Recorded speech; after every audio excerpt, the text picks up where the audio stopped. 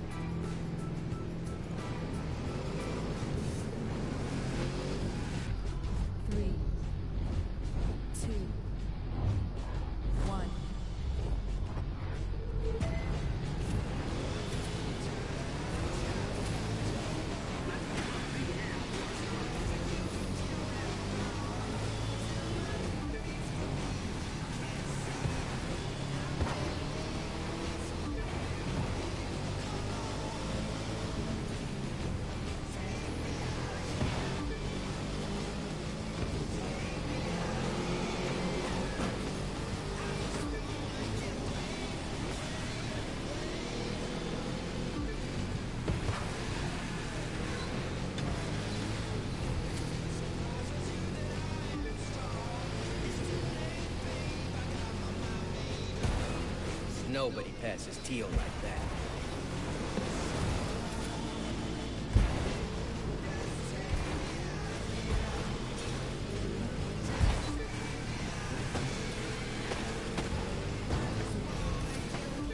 I got an tighter spots than this. So have you.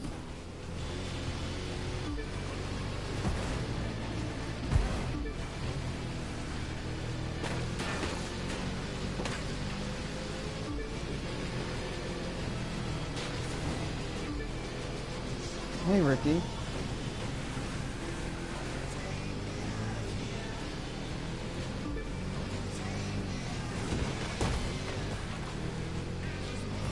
I would ask you how it's going, but I know it's nothing much. Even though I assume there's a lot more than that, you just don't want to... If I could clear my throat... You just probably don't want to talk about it, which I understand.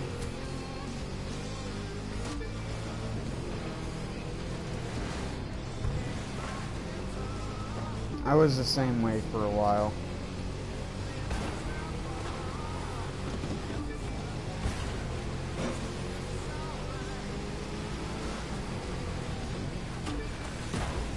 I don't know, these past couple weeks have been like a psychological debacle for me.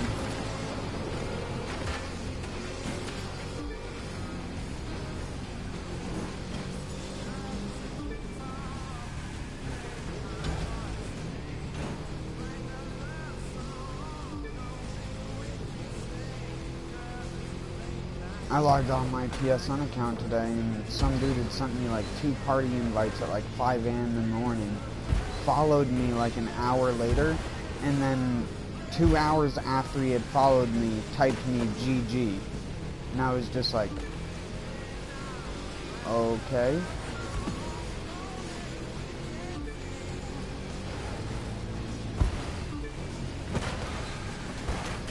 I sent him a message, I wasn't even online, question mark, question mark.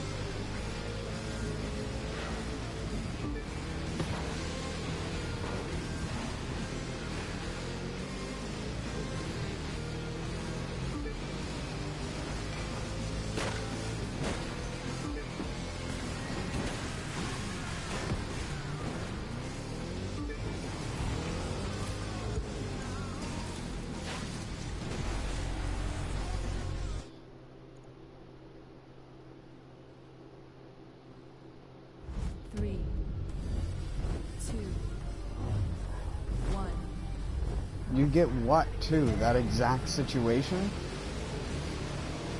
Give it a little go juice.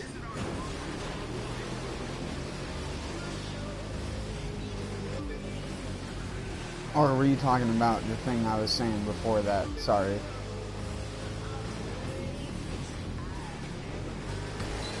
Because, I mean, I've had random people say, like, hi, but it's always normally obvious. This person's account was, like, everything was hidden on it when you tried to look at them. It was like, this is not public.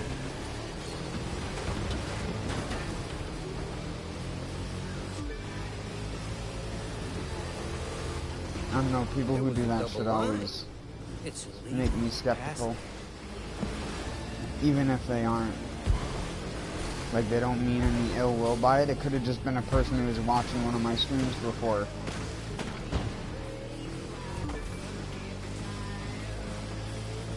But I don't know why they'd say GG.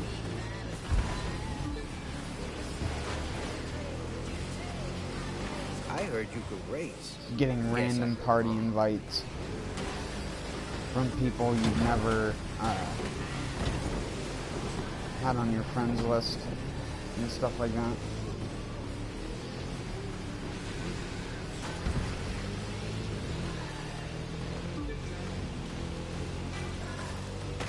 Of course, it's like I say, I've got to remember I have like close to 1,000 fucking videos of streams uploaded at this point.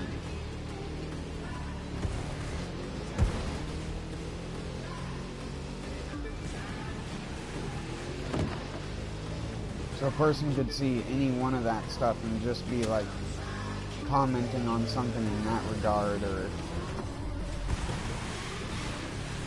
saying GG just to spook you or something like that. Holy fuck, can I drive? Might as well just stop. 3, 2. This track is also terrible for the truck.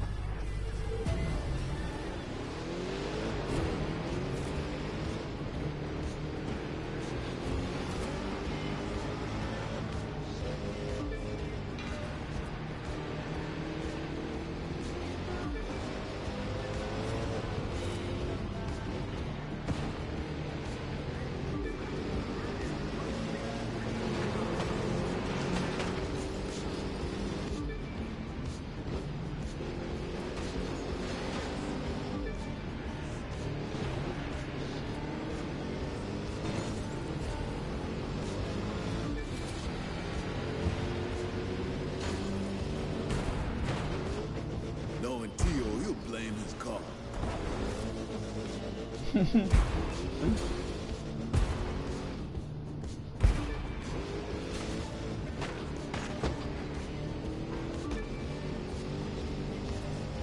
My car was only running on 7 cylinders, but it's a V6.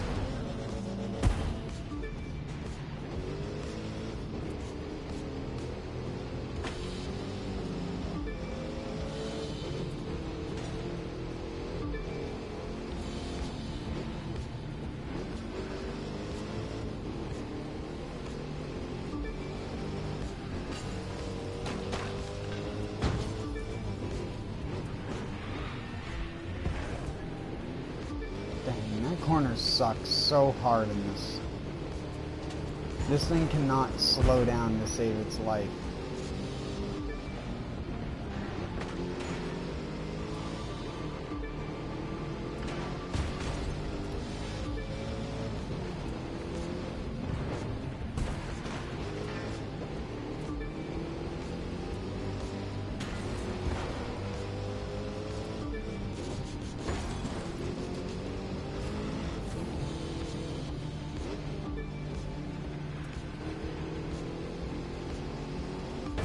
No, why would you park a car there?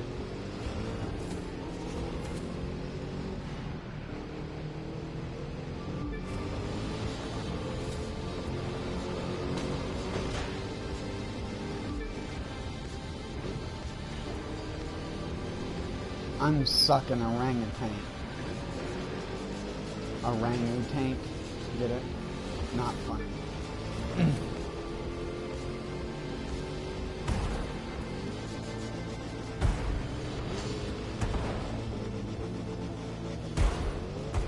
Also, hello, hey.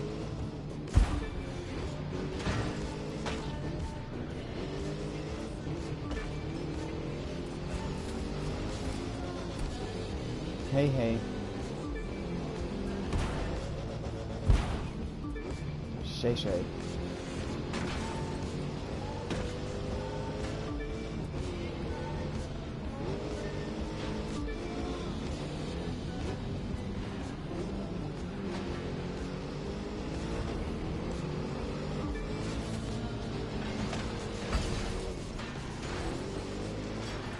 Fucking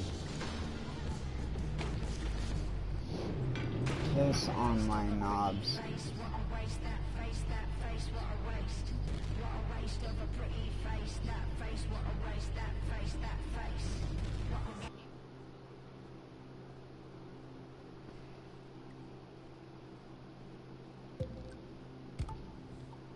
If only there was like a braking power upgrade.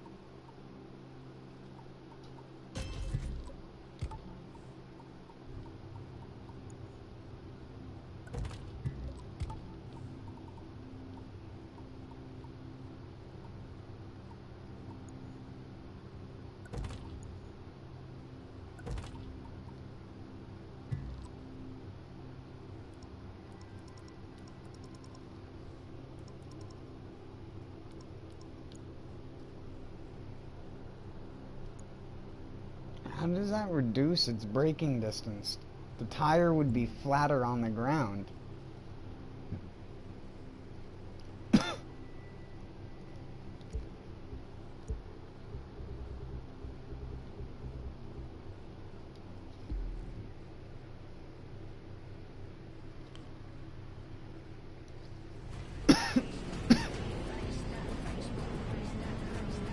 Hey now, you're a shit show.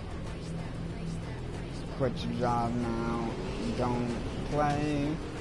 Hey now, you're a failure. 2, Could you do better? 1. You're fucking lame.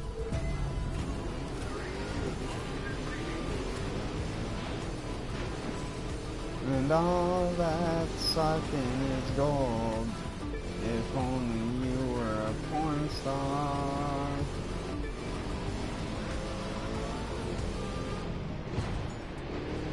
To fuck the mold.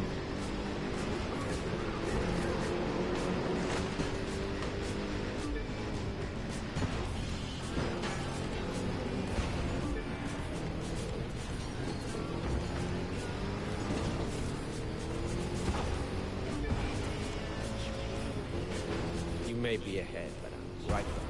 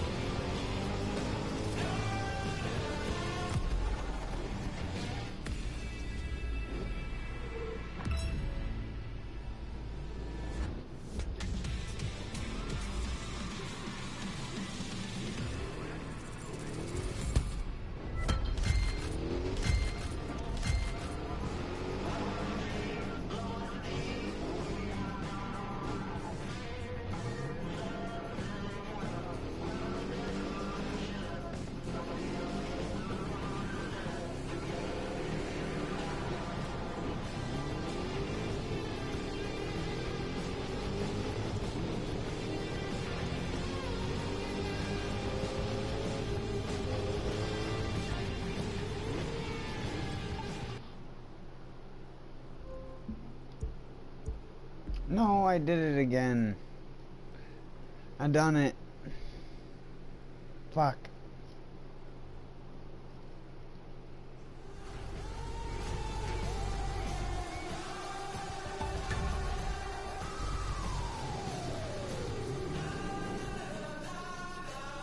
I might as well do it and just get it over with.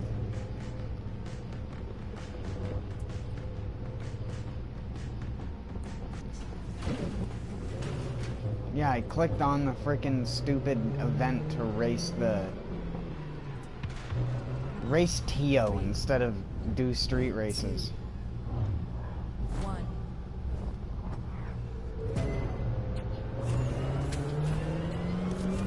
You're not going to beat me. Why even try?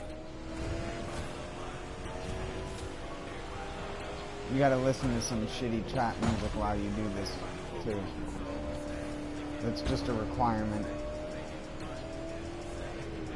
Money, bitches, hoes.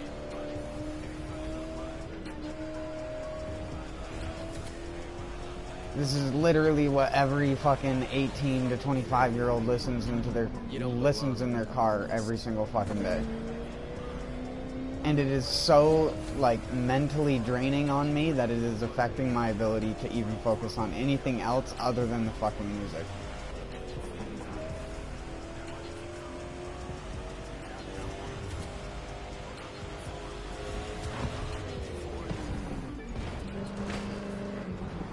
Okay.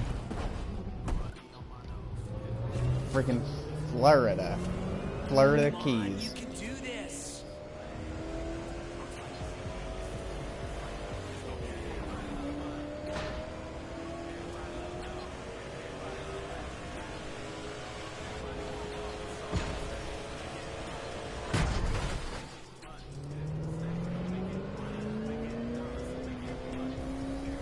I remember when people used to say that music that sounded like this was a joke, including people who listen to rap. And then people started to actually take it seriously, and then it became a serious thing, and then it's just like, what the fuck is wrong with you?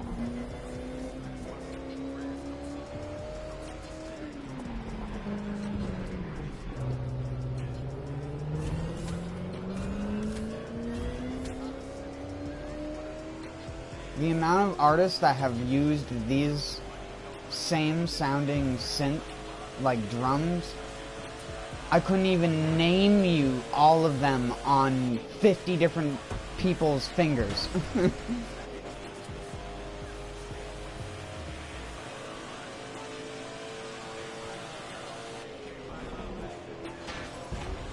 So much skill and style in this music.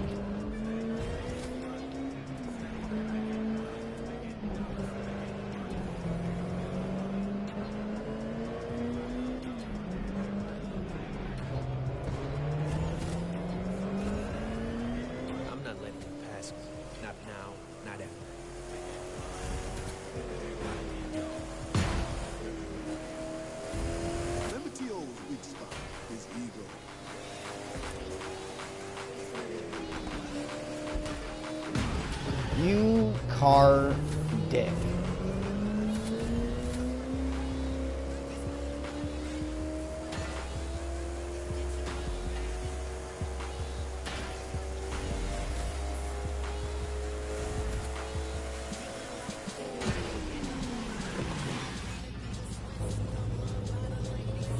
I know how to drive a car here.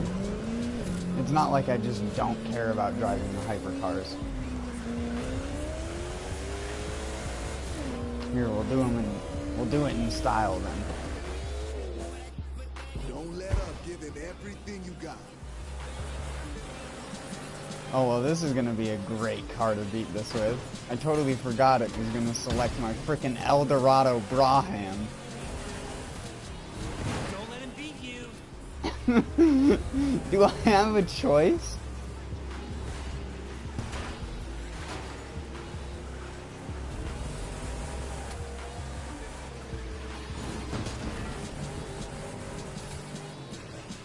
No, the Coral Gables turn.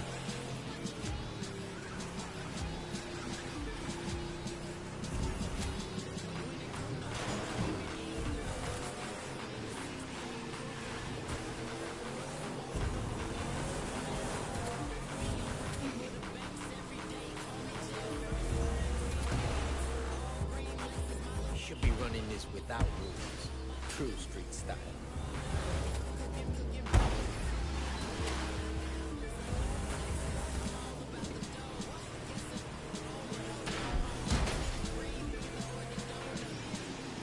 What, you mean like infinite boost? Because you're definitely not gonna bumper cars me off the road in this thing.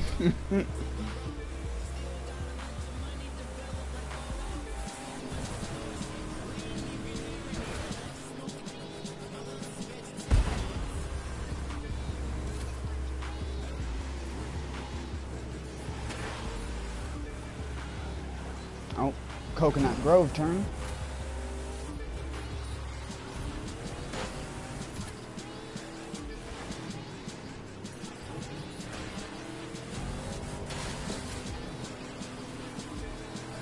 Oh my god, El Dorado. If you could just gear a little... Tio?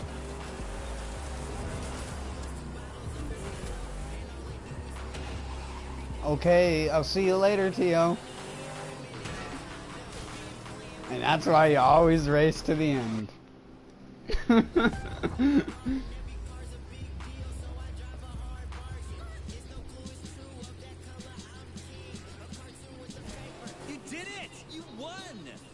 And the El Dorado Braham. Wow, Teal's gotta be so mad. Not that there's anything wrong with that.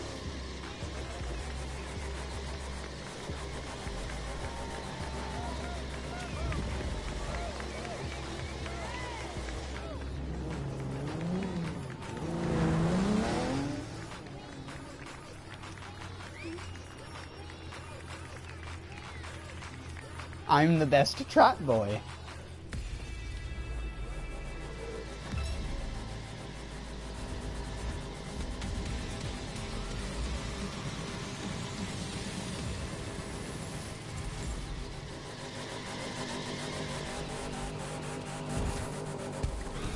Congratulations.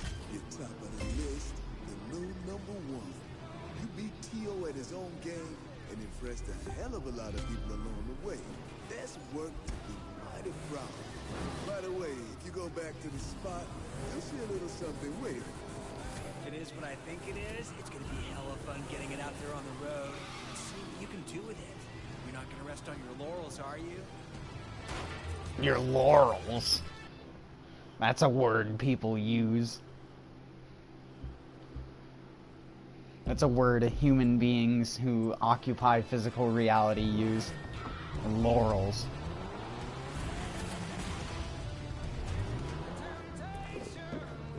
That's like me saying vacuous unironically. I know what it means, but expecting other people to know what it means is like freaking redonkulous. Unless they've played Bloodborne, but they'll only know what it means because of a boss. They won't literally know what the actual term means. The time has come for you to own Vacuous, the if you didn't streets. know what that word means, is just another word for mindless, empty.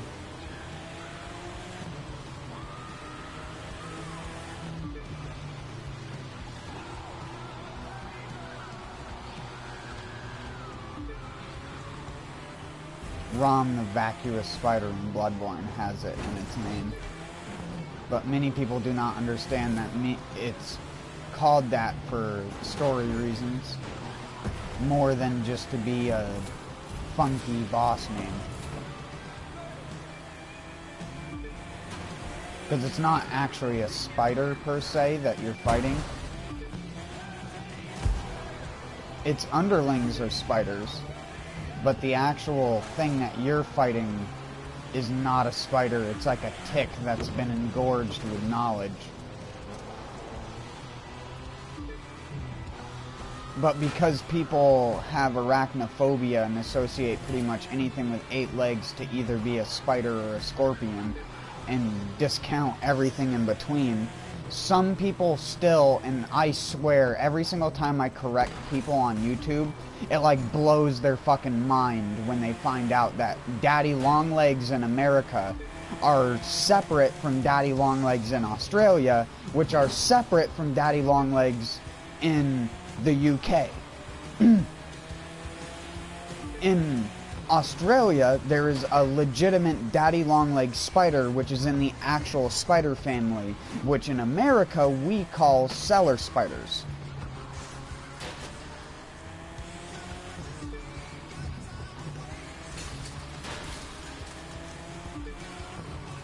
In the UK, a daddy longlegs is actually a crane fly. And in America, a daddy longlegs is what's called a harvestman. Not a huntsman. A huntsman spider is different than a harvestman. A harvestman are what everyone in America associates with those really, really long, spindly legs that you can find pretty much... Oh, fuck. Sorry, I had an itch on my face. Bad time to have an itch on your face. But...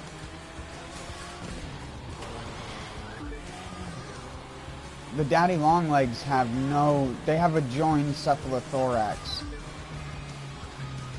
I don't even think it's called a cephalothorax. Or maybe that's what theirs is called and spiders are different. I can't remember.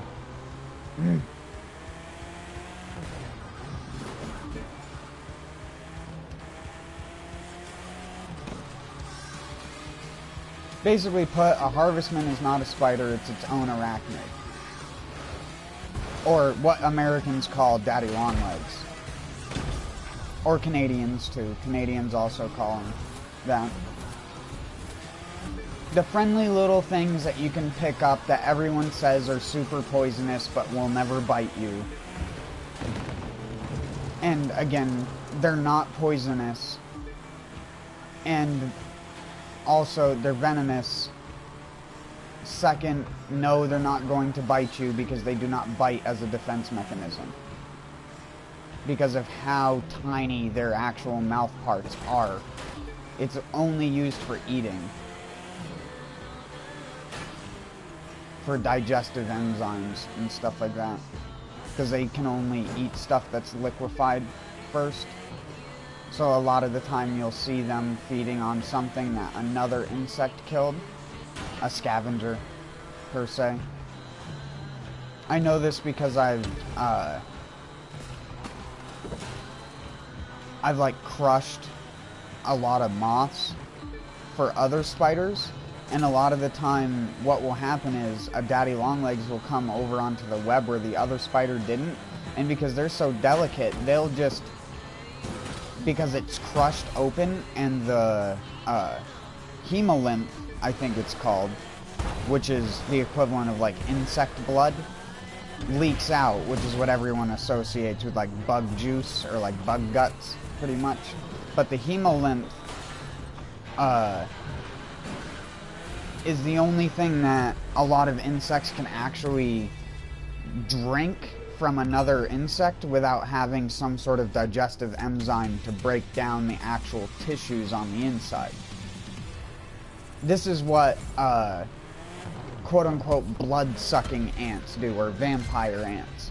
Vampire ants will suck the juice out of something, but only the blood, specifically the insect blood. If it's not the blood, then they have to bring it to their maggots to break it down. And then they'll bite their own maggots and suck the hemolymph out of the maggot to keep an adult ant alive.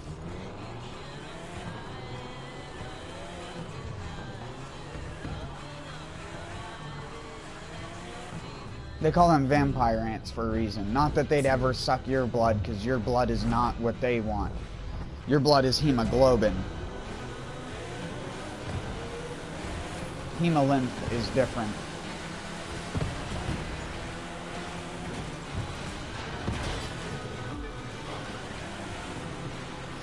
And then I can't remember what the type of blood that crustaceans have. I can't remember what that's called. It's a copper-based blood, so it looks blue. First, I knew you could do it. It also is much lower energy, which is why a lot of those things can only move in bursts or move slowly. Yes, and that's what I actually mean. Their blood is actually blue. Their blood is blue like an old rusty piece of copper. Because their blood, our blood is red because of the iron oxides and stuff in the hemoglobin. Their blood is blue because of the copper and stuff inside of it. Again, it has a separate name, but it achieves the same purpose. Hemolymph does the same thing.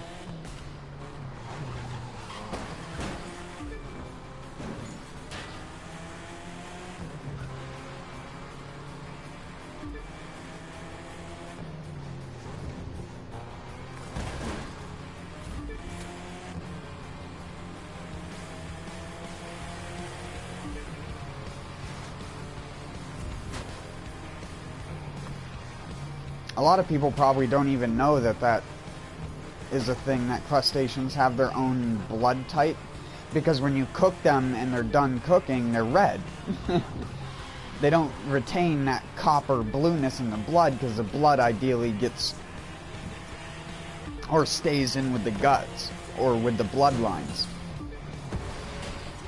So you don't see a blue when you cook it.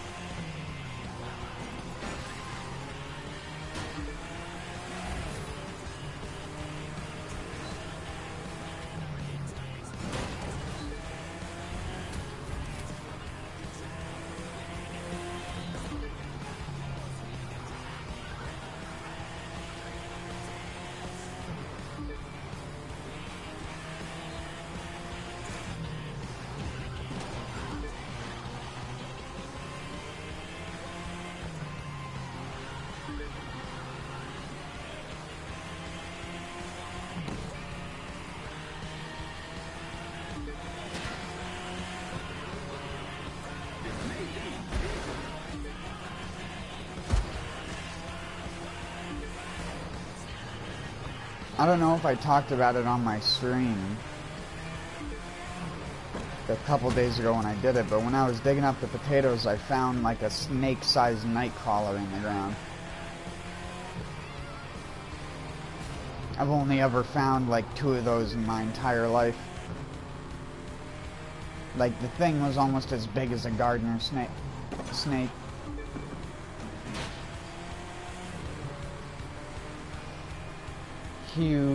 Huge tail on it.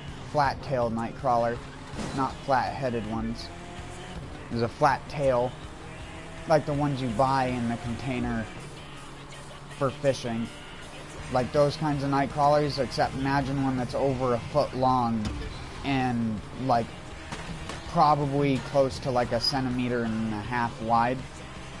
Like big ass fucking nightcrawler. I don't know what the world record is, but I want to say I've come close to seeing it at least twice. Those things have to have lived all year, from the second the frost thawed in the spring. Sometimes even multiple years. They'll survive under an insulated area in the ground and burrow really deep, rarely ever coming to the surface.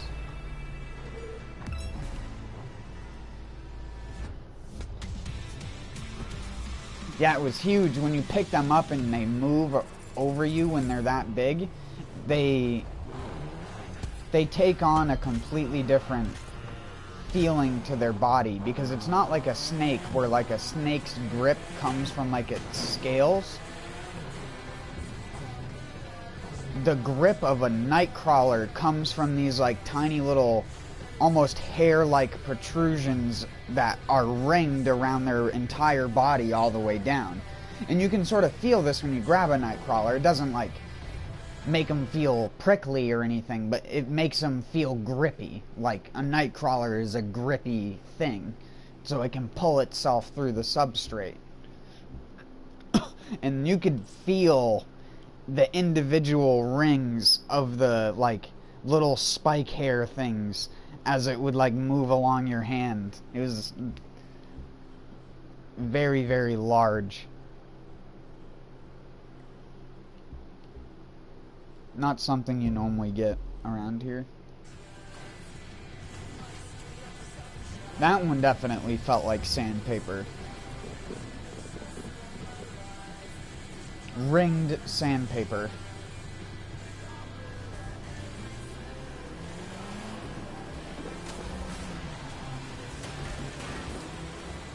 He only came out of the ground because I had disturbed it because I was digging up the potatoes, and I guess it felt the vibrations and popped up out trying to go in a different direction. If it was trying to hide from a predator of worms, it wouldn't have hid very well. Because I spotted it immediately and I was like, whoa!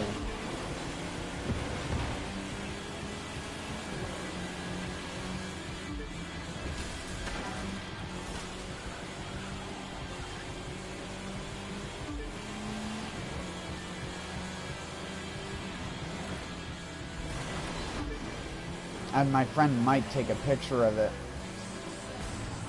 I should have had him send it to me so I could have uploaded it in like an imager and put it, Imgur, whatever you want to say, imager, and then put it in the description or something so you could have seen it.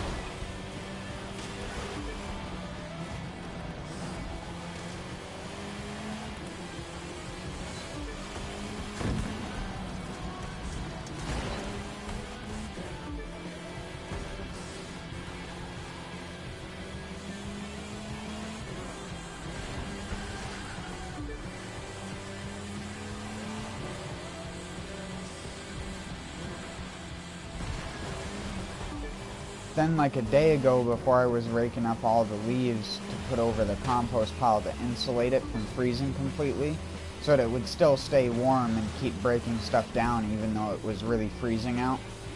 And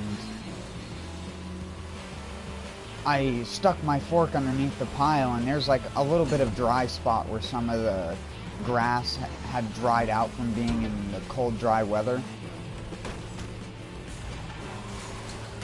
And I lifted it up with the fork, and I noticed how some of it looked like it was like curled in on itself, and it was almost shaped like a ball.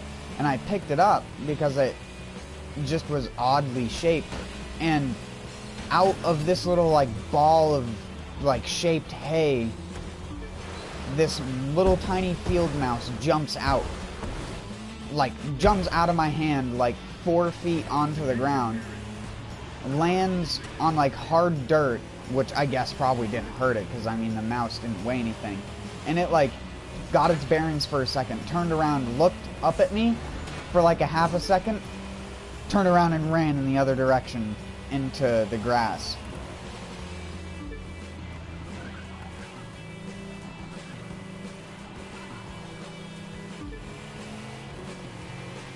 And then I saw my neighbor's cat with one in its mouth like an hour later. And I was like, that was probably that little guy. Hiding in my heated compost pile. Amongst the little tiny bits of dry stuff that hadn't gotten wet yet.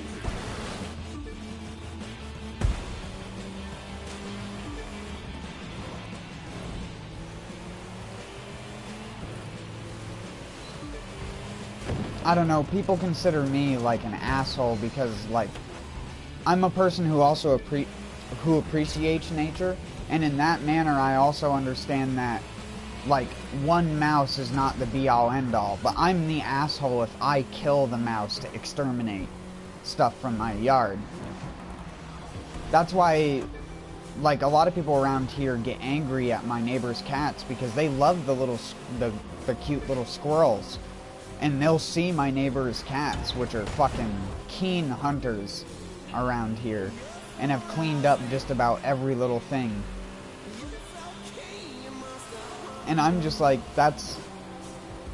Why do you think people fucking domesticated cats in the first place? To deal with mice infestations and crop storage. Like, are you a dunce cap? Not everything in nature is... oh, it's you need to protect it.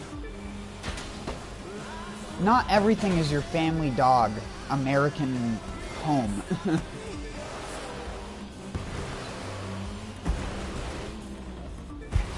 It's like when people talk about like balut and those weird food items where it's like you're eating like a baby.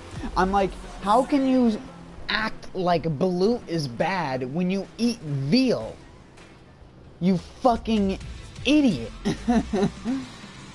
You're literally eating a baby from another animal while complaining that you're eating a baby from another animal, but because it's not cut into like a perfectly cut section of meat and served onto a plate, it's somehow different. Like, again, I'm not trying to shame people who like balut in the same way I'm not trying to shame people who like veal. Again, I'm very much the opposite.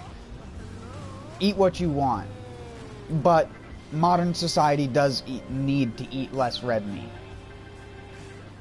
Not for veganism, not for the health of animals, for the health of society. That's the dumb shit part that people keep getting misconstrued when they go over to veganism. I'm not a vegan by any means. What I had tonight, I had a pork roast that was stewed with some mashed potatoes and some vegetables. Specifically the green beans that I grew in my own, in the buckets outside, so.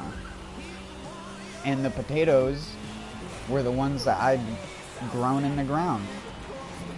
I still have a half a bag of them left because I got like 5-6 pounds of potatoes just in some shitty throwaway plants I planted in the back area of my trailer, in the area where the people who lived before me had dumped a bunch of trash and a bunch of other fucking shit. Like there was this exploded toy from like the, I think it was like a 50s or 60s toy that was full of this like glitter silt shit, and it was all in the ground when you would dig up the soil initially. And I just put those potatoes in the ground to just help churn the soil and everything. Like, cause out of plants that were in there for 2.5 months, I only got like maybe 1.5 to 2 pounds of potatoes each plant, which is absolutely terrible in terms of soil conditions. At my old house, I had the soil so loamy that you could plant a potato in it and get almost as much out of it as you would in a container. But I just use them to help loosen up and make bad soil better, because it helps add the pockets where the little potatoes grow. Even if you don't get big potatoes or mini potatoes out of it, it's just good to be a first thing that you grow in your garden if you don't care about the quality of stuff, and you don't want to have to, like me, you don't want to have to shell out a bunch of money on fertilizer and stuff like that. And you know nature and how like the biological breakdown of things work, and I just use organic material from my yard to make my own compost without having to create excessive rot from kitchen scraps. So you don't get a nasty smell. And all I do is I plant a garden just straight into the ground after cardboarding it. You can cardboard it, you can maple leaf it, you can do, it doesn't matter what you do, you just gotta choke the grass out. Once the grass is choked out, you just plant something in it midsummer. You do the choking thing either late fall or early spring to make sure the grass doesn't grow in that area again. And then in the soil underneath, you just cut some holes in and plant a plant. And just let that plant be the thing that breaks in the soil. And then the next year, like with the potatoes and stuff like that, I'm not going to be planting potatoes in the area where I planted potatoes this year, because I was simply just using the potato plant to break in and get the like soil life going inside and everything, because the worms love that stuff. I didn't even take half of the potatoes out of the ground. I cut them up and just put them back into the ground so things could feed off of them. I put all the little small, little nugget-sized ones that aren't really edible because they'll taste really earthy. Because a tiny little potato that's only about like ping pong ball sized will have a very earthy flavor comparative to one that is like baseball sized. So you just cut that up and add it back and cover the area where you planted the potatoes that year with whatever you want to use for mulch. It really doesn't matter. Some people are picky, and if you go online and you look at gardening sites, there'll be a lot of bullshit gardening sites that'll be like, don't use diseased leaves. Make sure you pick out only the best leaves from the mulch in your local area. Only get the finest wood chip, non-dyed, and blah blah blah blah blah. There's so much garbage on the internet when it comes to people like trying to extend the value of organics in gardening when they don't even understand what makes something that's inorganic bad or what can make something that's organic bad. You can have an organic pesticide. Technically, if you want to get like scientific, technically nicotine qualifies as that, and I could spray that on my plants and call them organic still. So I love the idea that in our modern society, I can't spray calcium nitrate on my plants and call them organic, but I can spray my plants with shit that's in tobacco as an insecticidal thing, and that's perfectly fine for organics. That would still qualify as organic gardening. And they could do that on a large scale too. Organic companies that exist now that sell you organic products use organic pesticides, things that come from natural means, meaning that it's not synthesized by humans initially. Like Epsom salt. Of course, all the Epsom salt that you're going to buy in a store in a container is going to be synthesized. It's going to be artificially created in a lab. It's not going to be mined. But because it occurs naturally, they can still call it organic. Calcium nitrate does not occur naturally and it has to be created in a lab. That makes it inorganic. But it is perfectly safe. It's just calcium bonded to a nitrogen. When you put it in water and you feed it to your plants, you know what it does? It gives your plants nitrogen and calcium. Wow. That's so toxic to you. But if I did that and I made a product that I was going to sell to you on a store shelf, I couldn't label that product organic if I used calcium nitrate on it. I could use Epsom salt on it, magnesium sulfate. I could use calcium sulfate, because that occurs naturally, calcium bonded to a sulfur, and stuff like that. But no calcium nitrate, because that does not occur naturally. It can be created, but it does not occur naturally. And you can buy it as a powder online, as a synthetic fertilizer.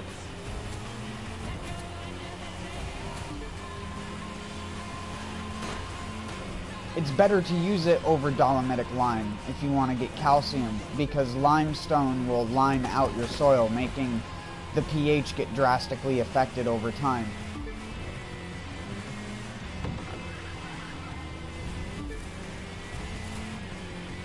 But calcium nitrate has no downsides, especially if you're like me and you use a lot of grass clippings and wood chips in your soil, because this means you can artificially add more nitrogen and calcium, which, again, if you go online and look at what people will say like, well, if you use wood chip mulch in your vegetable garden, it's gonna suck all the calcium out of the soil. I'm not even joking. You can go and look up so much dumb bullshit stuff that will even make you, even if you're not a gardener, your head will scratch like that doesn't even make any sense. Because it fucking doesn't. Even in nature, using something inorganic would not have that significant of an effect on a plant if it is just raw elements bonded together.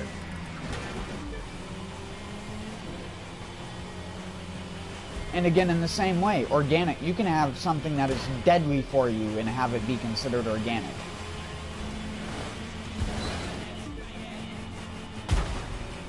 I busted up some morning glory seeds and then put that in your food and then you were tripping balls from it. But I was like, it's organic food, dude. Or how about if I stuck a bittersweet nightshade berry in your food and then was like, it's organic, dude.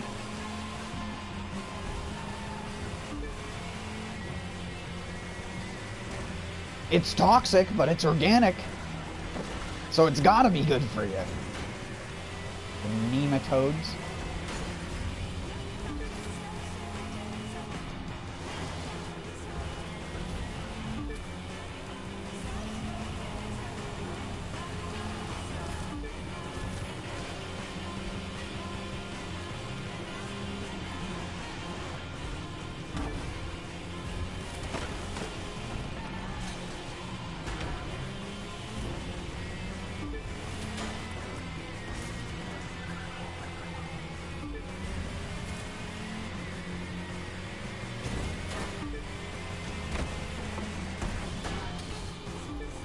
I need to change my car.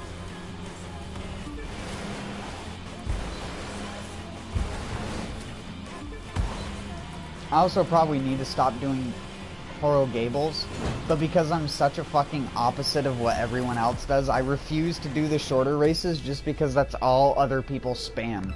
I was watching some dude's frickin' stream the other day and it was like giving me a headache with him just like, same car, never changed his car the entire time. Same race the entire time. Doing the same thing every single race. And I'm just like, are you having fun? Like, is this what a human having fun looks like?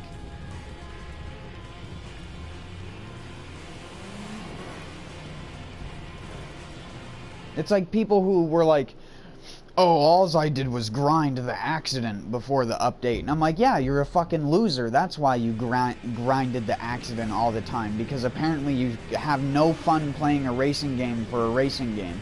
It's just, you gotta do the Lamborghini Huracan, the accident.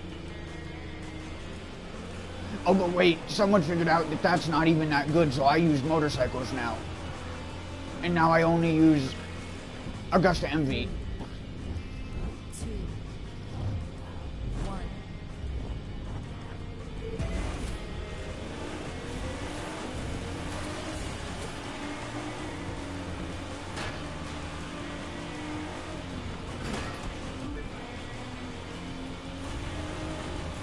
I also just do this because apparently every single person I've talked to hates this track. So I'm just gonna be the guy that just does this track all the time. And you can just fucking love it. Take it or leave it.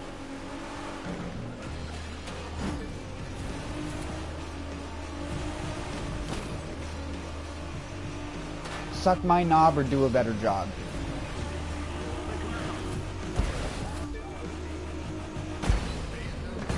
Oh. Sucking my own knob. Bent knob. Freaking glass doorknob.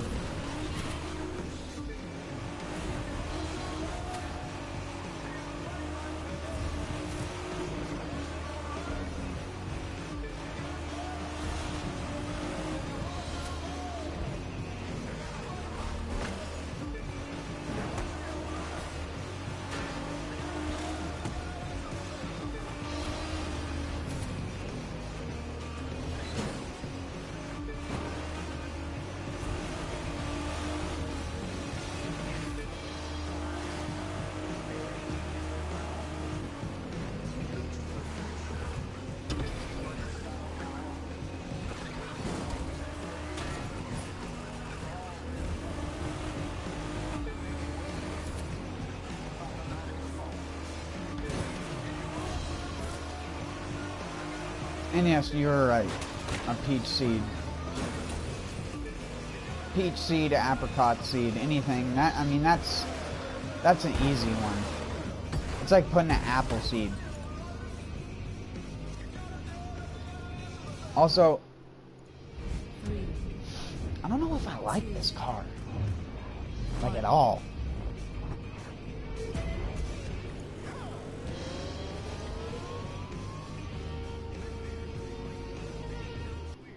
Did I tune it or something? Or did I not tune it is a better question. Oh. Well, put that there. Actually, put that there. And then we go... Yeah, who thought that that's a good idea? Who in the who henny thought that that was worth your penny?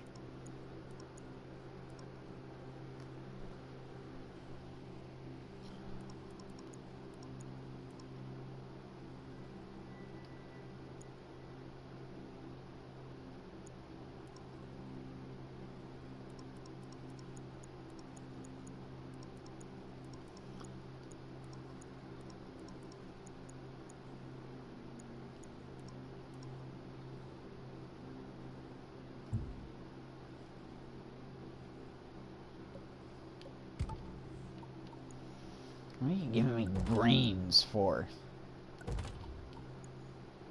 I already ate my greens. Did I accidentally change it to easy or some shit? What the fuck? Oh, I must have. I must have changed it to easy on accident. And just didn't realize it the 100 times that I sat there and did it.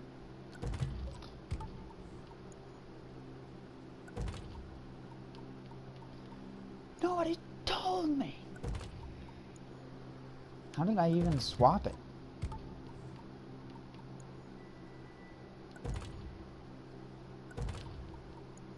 I think that's the first time that's happened.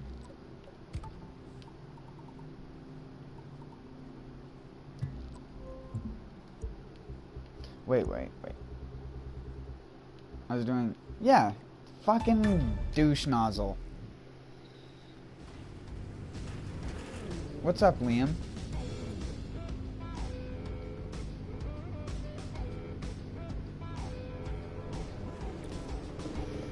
Also, I'm sorry, I never answered that Trey Ross dude earlier, although I do assume it's a little bit too late to do that now. I didn't even see it.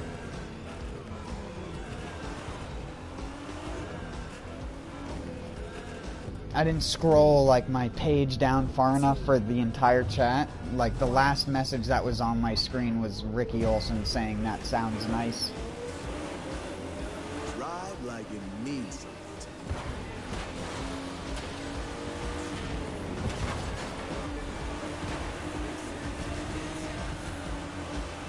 I don't even bother opening up the chat in a pop-out window now. I just leave it on the analytics page as a whole. Yo, fucking Rodney. Stop it before you get my rod.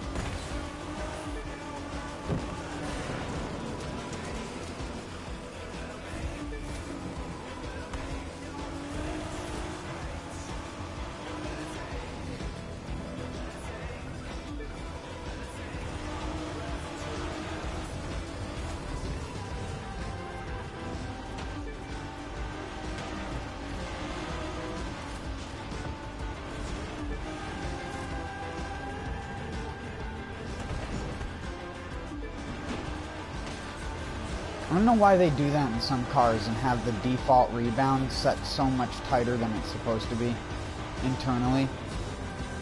Not on the actual screen, but just the internal rebound for this car is too high. So you actually have to set the rebound lower than the compression for the car to not just bump all over the place on the road.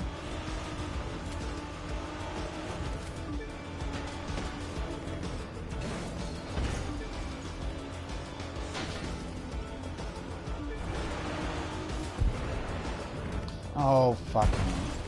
Why does that happen in certain cars? Certain cars just hate that jump.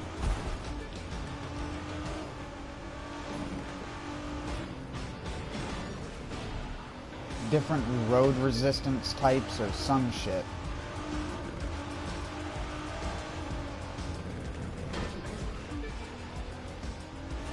It's an all-wheel drive car, so it's not even like the rear wheel spinning more is the problem.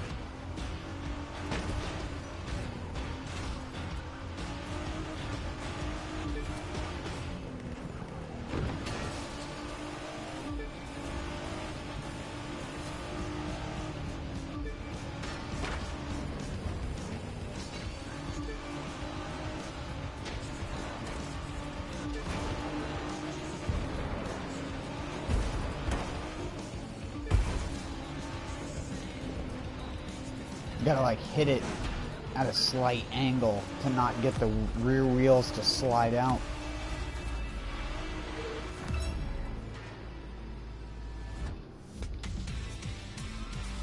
You impressed? Hop in. I can't look at you. Where did you go? Oh.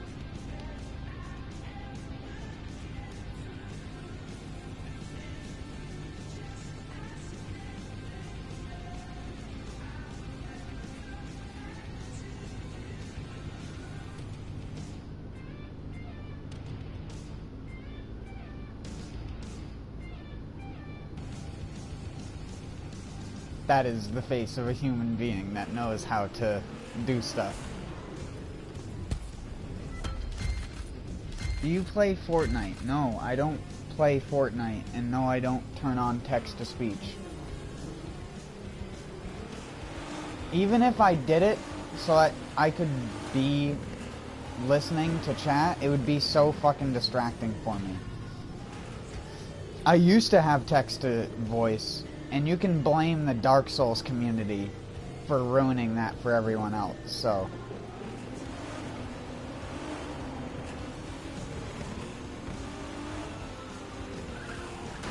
I don't feel like having NIGGER be spammed anymore ever in my chat. To have it then be uttered by a female electronic voice slowly in my fucking ear.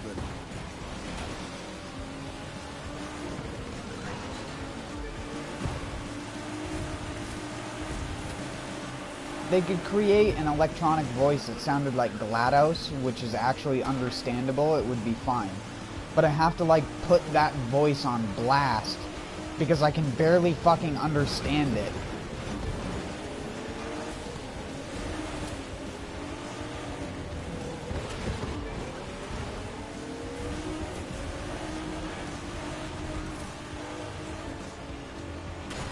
Just type out a bunch of stuff that you have to say to me, and I'll just answer it in both, which is way easier.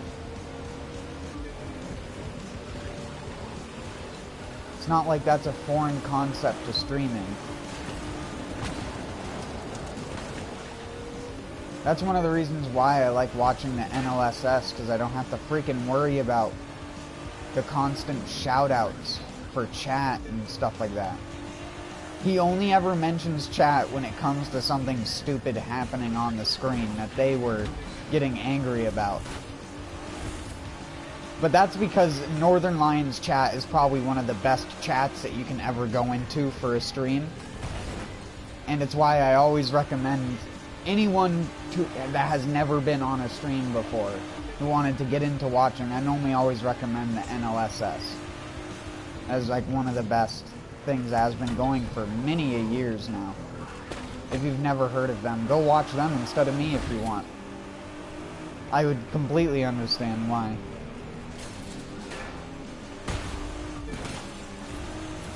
They're not streaming right now, of course, but they put all their VODs up. For the most part.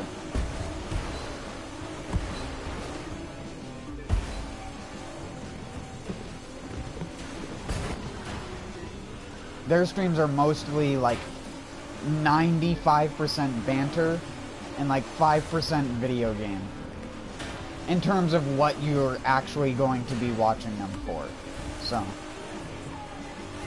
don't go to them looking for like gameplay, because they just play random freaking games all the time. Normally party and co-op type games, but it's normally just the conversations that they're having that's more interesting.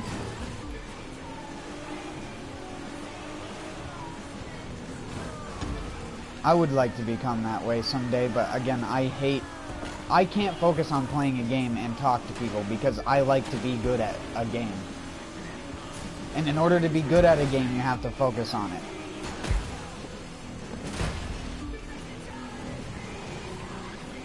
Shitty, like, little multiplayer co-op games that take, like, 1/64th of your brain power to play, comparative to actually trying to race a car in a racing game.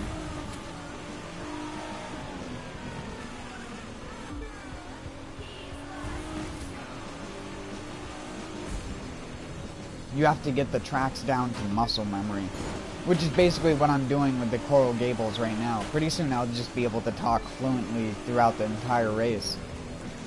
And I won't even have to focus when racing on this track. It'll just be a natural motion for me. It's like, oh, here you brake and then you slightly turn right, and you slightly turn left, and then you turn a little bit harder right, and a little bit left, and then a little bit more to the right.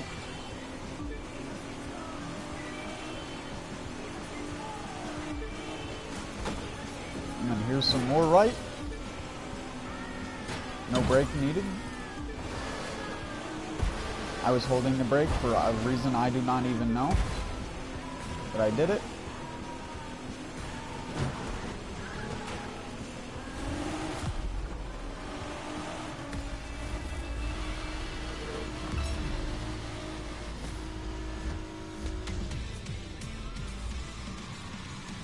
Did you see that? When people ask me, when I say, do differentials exist in this game? You just saw it right there.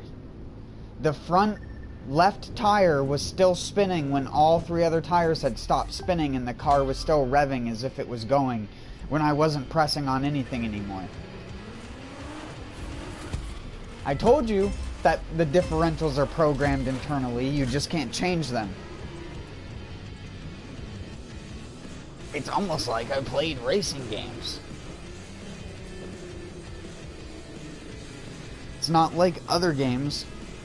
It's not like fucking Gran Turismo on PlayStation where you can adjust the torque differential.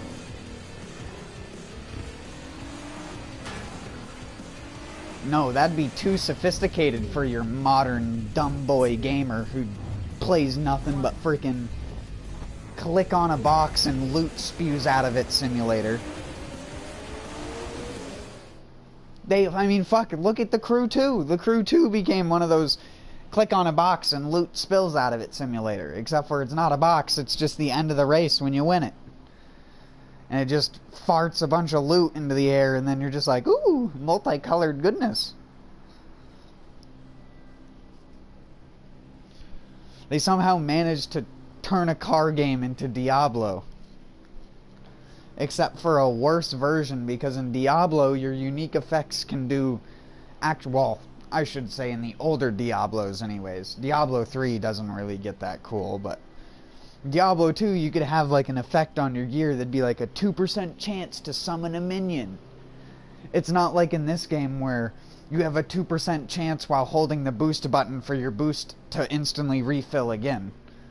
Or something like that. Something that would actually make a game-breaking difference, but in a random manner, not in a consistent manner. But then people would be bitching about that, because it's a competitive, stupid leaderboard environment. Which takes away from the fun you can have when developing a video game, when everyone is all about the stupid competitive environment. Sorry, I'm going out for a smoke. I should have put my fucking jacket on.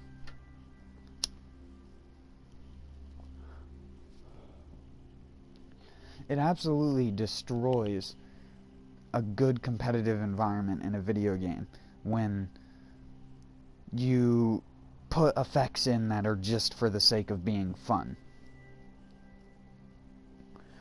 It's why I tell people that Borderlands will never be Destiny, and why Destiny can never be Borderlands. And why that frickin'... oh, what the hell is it called? There's a game that everyone is calling like Destiny that's going to come out soon.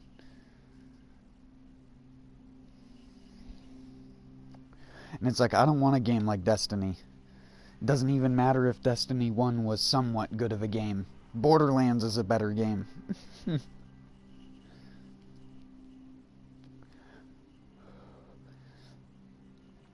The pseudo fucking different random guns making it seem like you earned something when the actual exotics in that game aren't very exotic.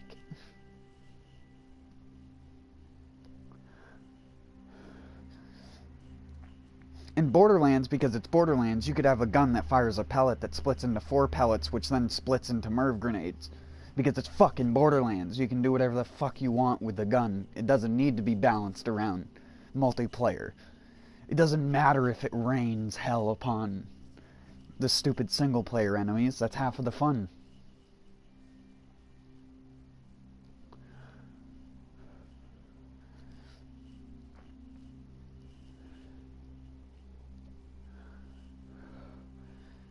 Hell, if they ever upgrade that physics engine, they could even have liquid-style weapons. Sort of like what the Portal liquid weapons were like. Where you can, like, spray the goo and shit. I say weapons, that's just what the goo guns were like in the second Portal, Portal 2. Or the, like, for making, like, the speed pads and shit.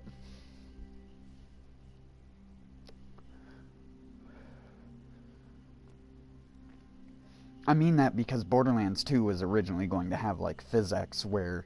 like when you, and I mean it does on the PC version, but it lags the shit out of the game due to bottlenecking.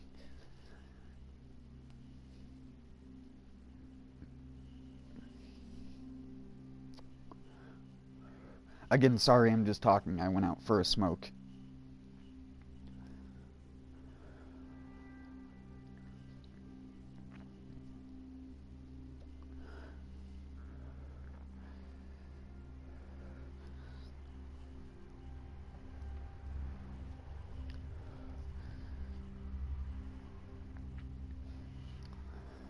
I don't know, it's just like, to me, the random loot system in a car game doesn't do anything.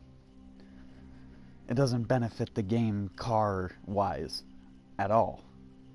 It just makes you have to get specific effects on specific things if you want your vehicle to go the fastest. Or if you want your vehicle to be functional at all, because some of the vehicles in certain classes are near unusable, regardless of how you tune them. Which is another big problem. Why is the Proto-Offshore Mach 2 worse than the Mach 1?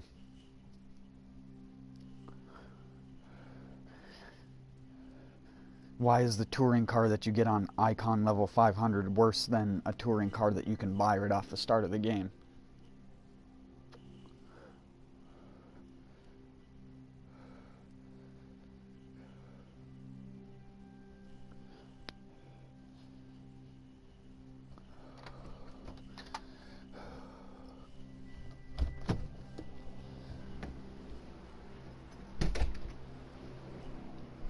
Oh, my hands are cold. Oh. Really should have put gloves on.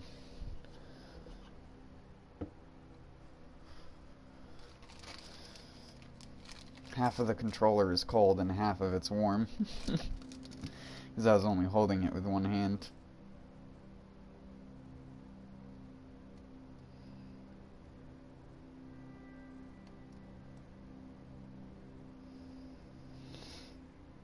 I had an argument the other day with someone on a chat about lithium-ion batteries.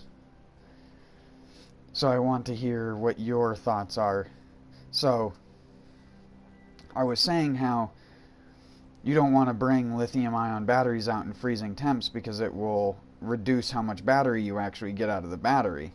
Not that it negatively impacts the actual health of the battery, it's just that for whatever reason in freezing cold temps they don't work that well.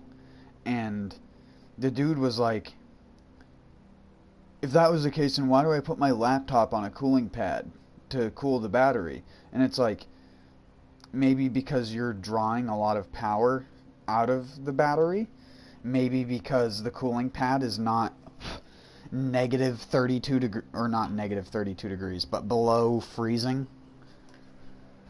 And I was like, you don't want a battery to get freezing like that. That's why, like, GoPros in cold weather don't last as long as a GoPro on a sunny day, sort of thing. And I was telling him how that same thing happens to my controller. If I bring my controller outside in the cold, I'll come back in, it'll only show 2 pips of charge. Even if before I went outside I click on it and it shows 3. And then when the controller warms back up again from being inside, it'll show a 3 again even though it showed a 2 previously.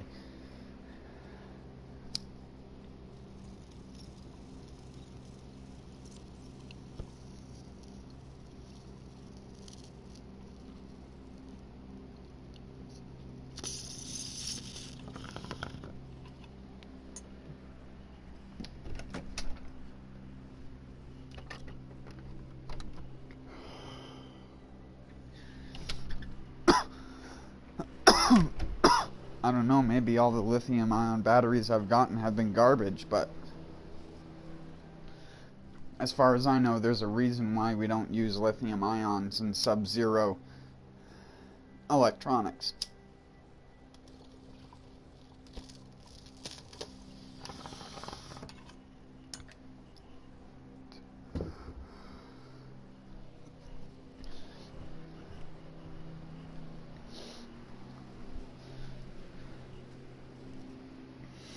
Sorry, David Ramirez. I'm back. Not that it matters.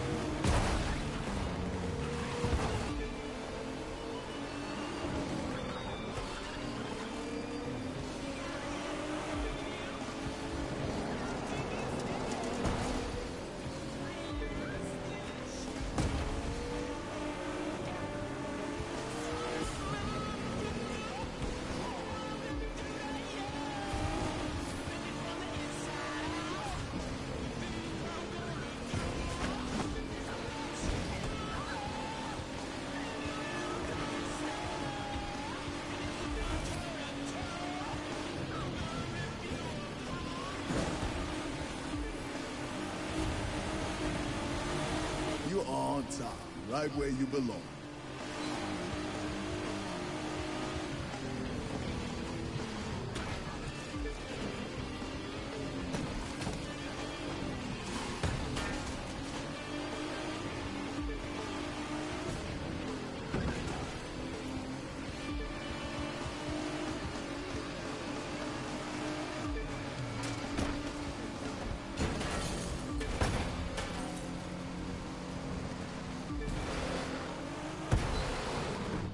No, it fucking happened again. It's always that first lap. I don't know what it is.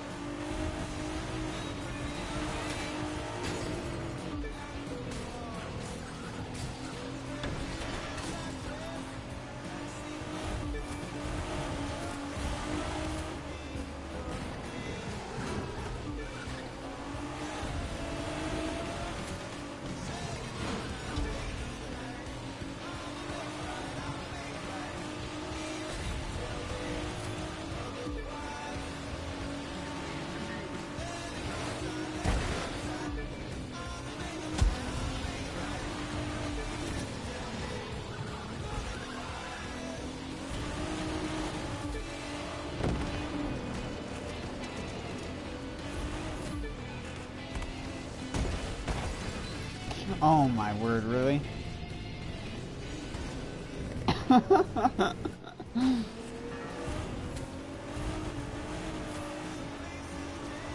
Very good.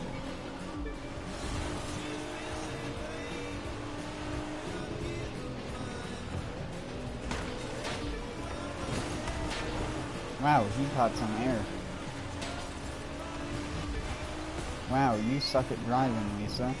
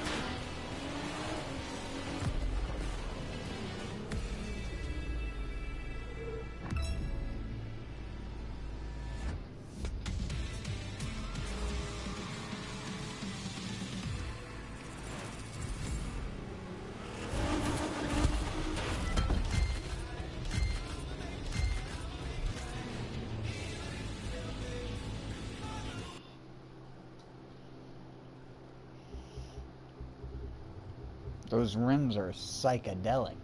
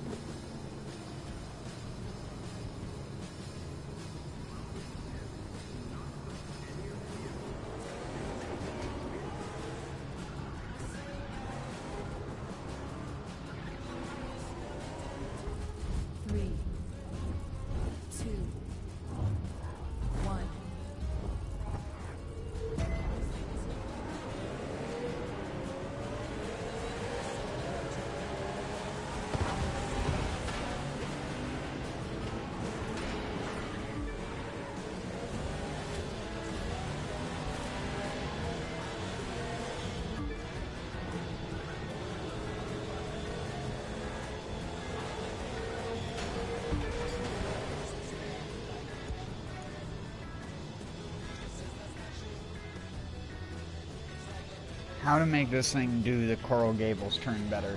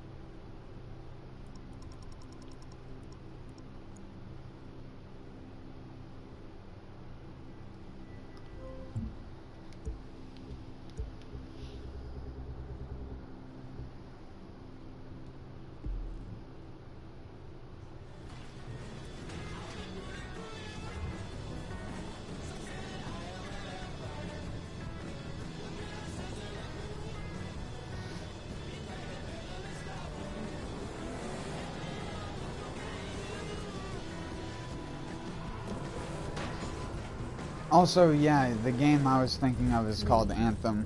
Yeah, the Destiny clone, as everyone keeps calling it.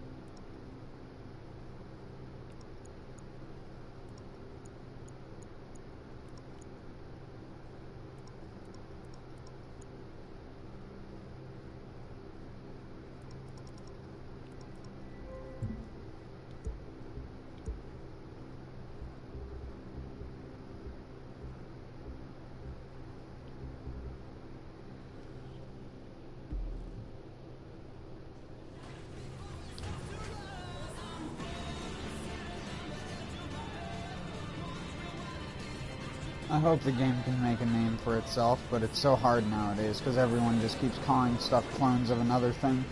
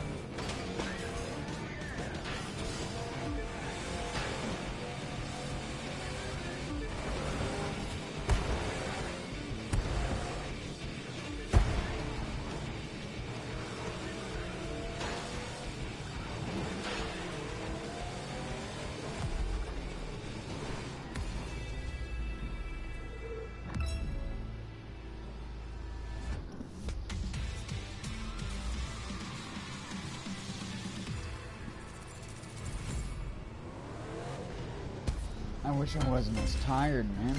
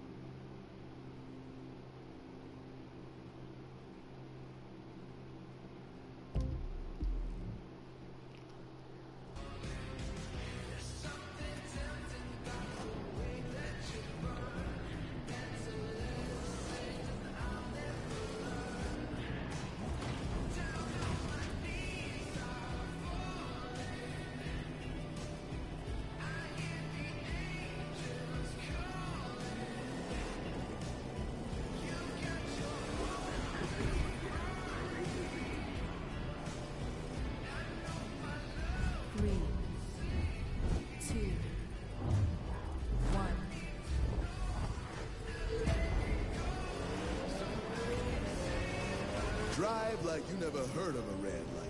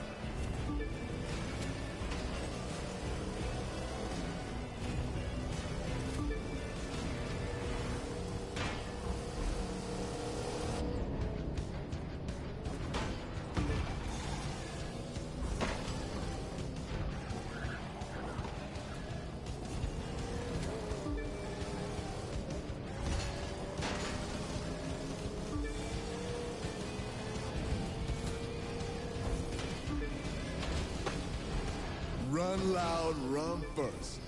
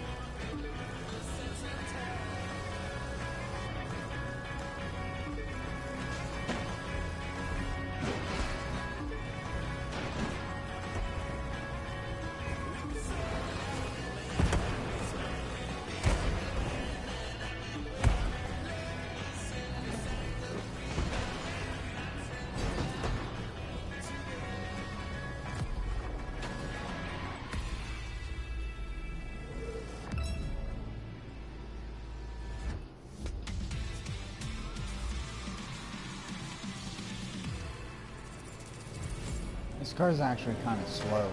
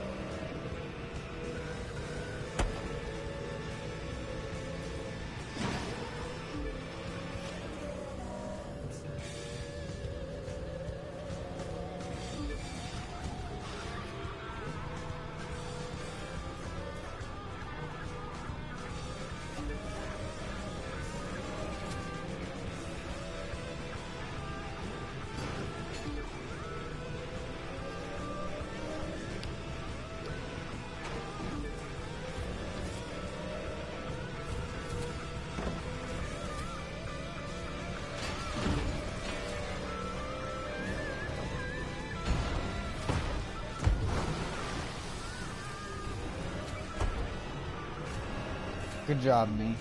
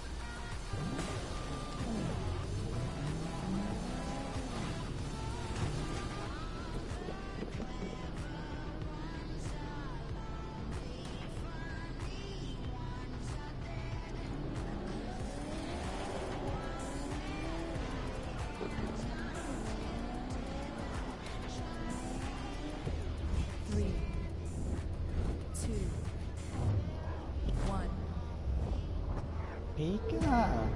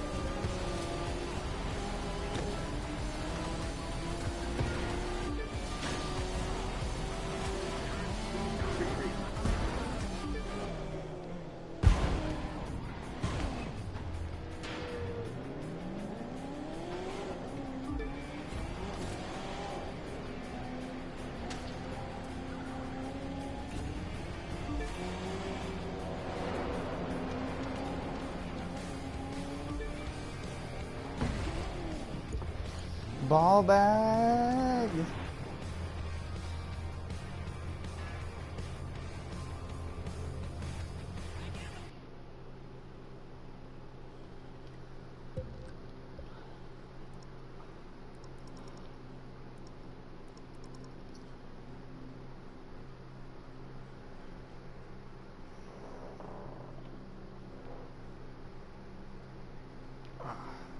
I need like another.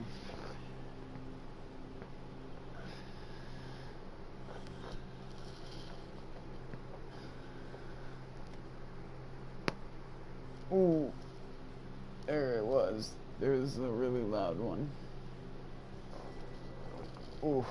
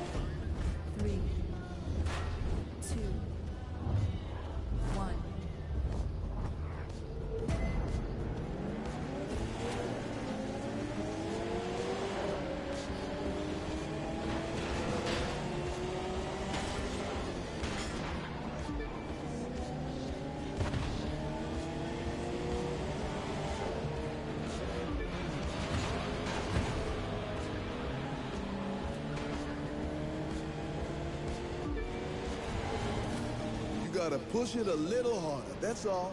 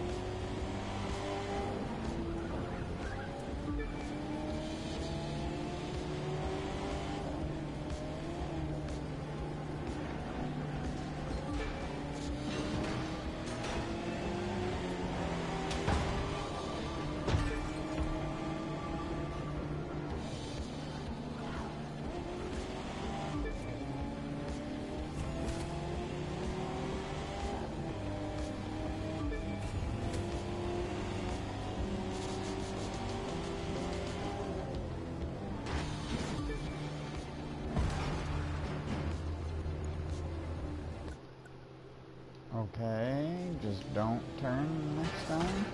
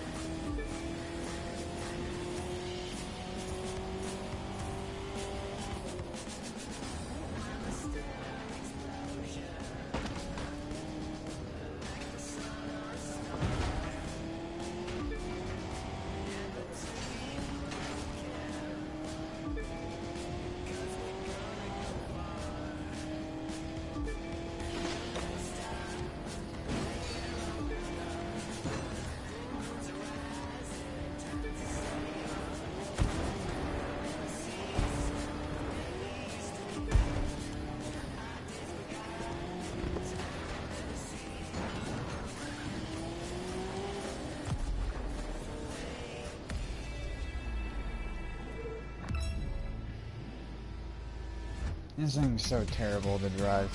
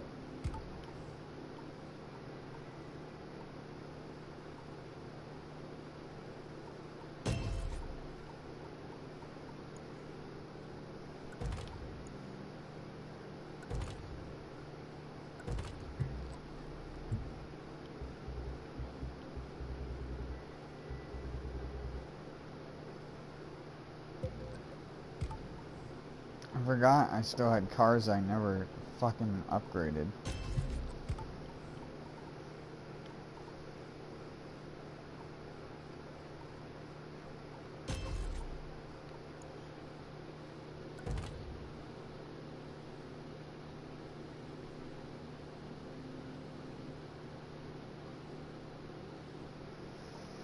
No, that's such an old request, man. I think I put that in my description, like, probably a year ago. I don't even have really a way for you to send it to me.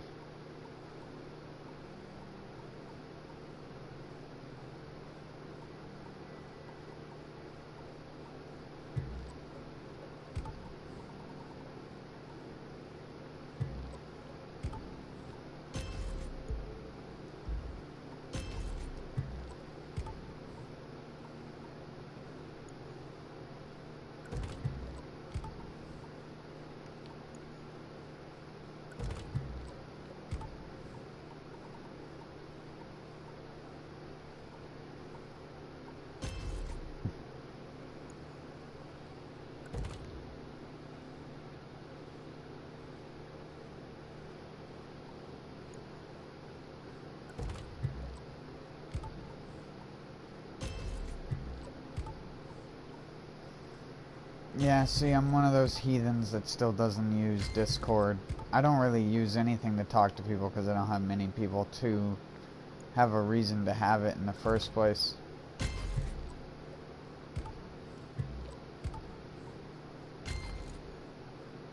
It's not like I purposely done it, I just haven't had a reason.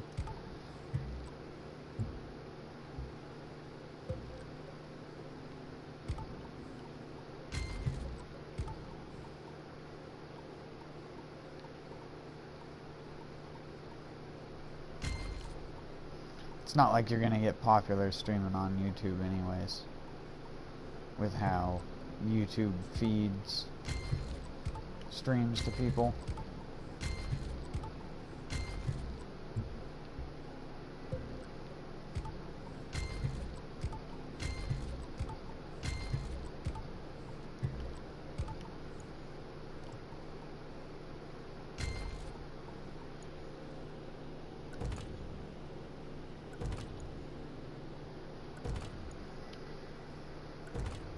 Yeah, don't concern yourself with it.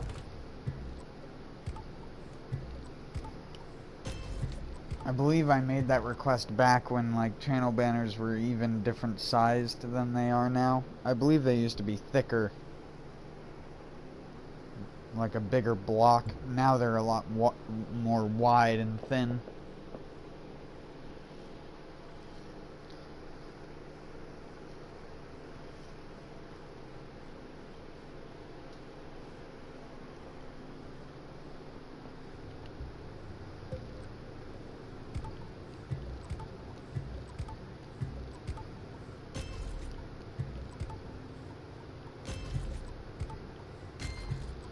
I don't know, I wouldn't want to waste your time. If you're an actual graphic designer, you have a lot better time spent than making a shitty thing for a random guy on YouTube.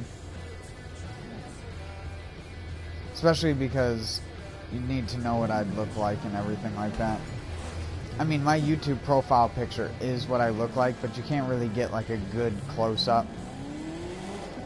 My Bloodborne character would probably be a better way. Because my Bloodborne character that I made and sculpted like my face, that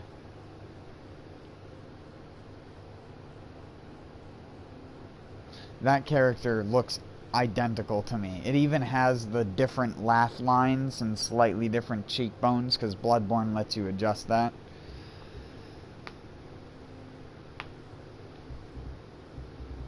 My Bloodborne character, some people say, looks so like me, it's not even funny. And the only major difference in the thing was the nose, because the nose settings were, for whatever reason, the most limiting. And I couldn't make the, like, nose ring, I guess you'd call it, more bulbous, but still have like a skinnier, like, nasal cavity halfway up the face. It's weird to explain what I'm trying to say, but for people who are native and have the weird, like, shaped nose, it's kind of hard to create it in a lot of video games.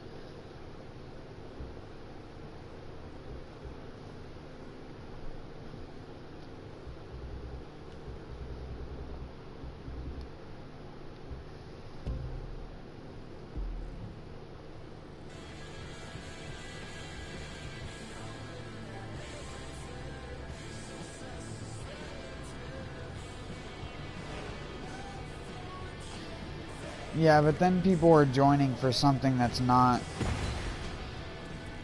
the actual stream. I mean, that's not me trying to say I wouldn't like that. It's just,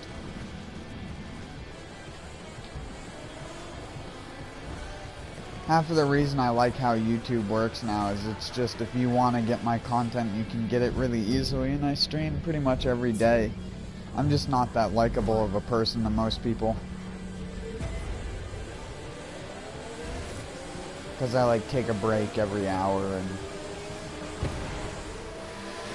don't just sit with my face glued to the screen the entire time.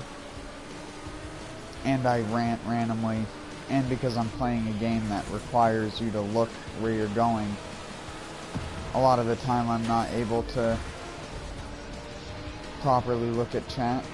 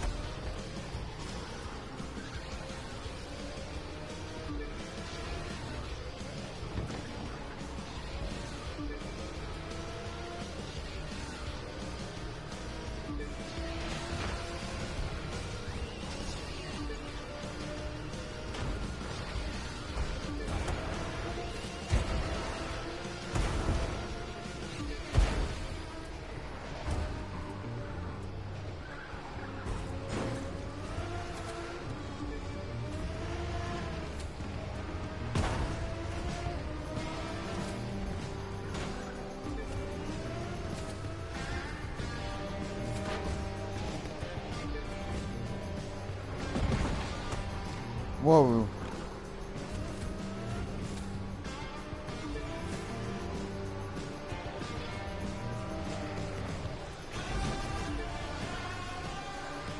This car's handling is too good.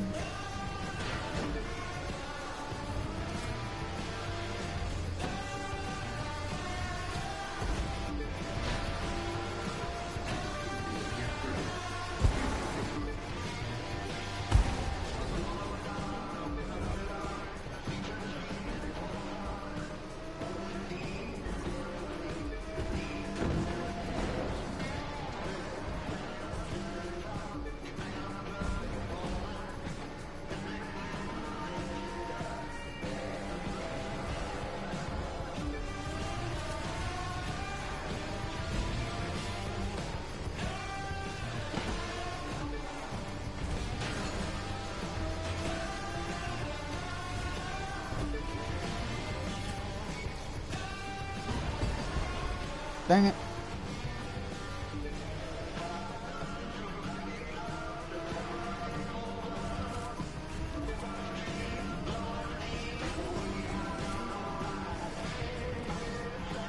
Oh yeah, well I've had multiple people complain about me doing that before.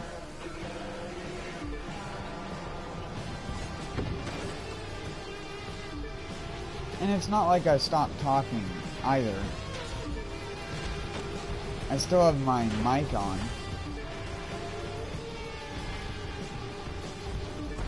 I'm just not at the controller playing the game.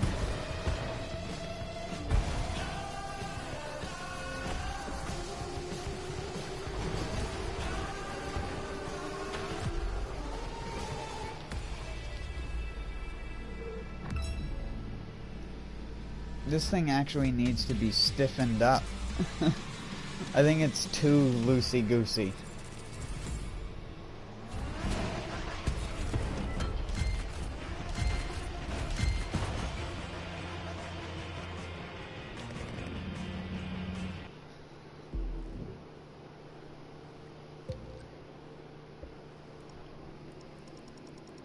The goose is loose.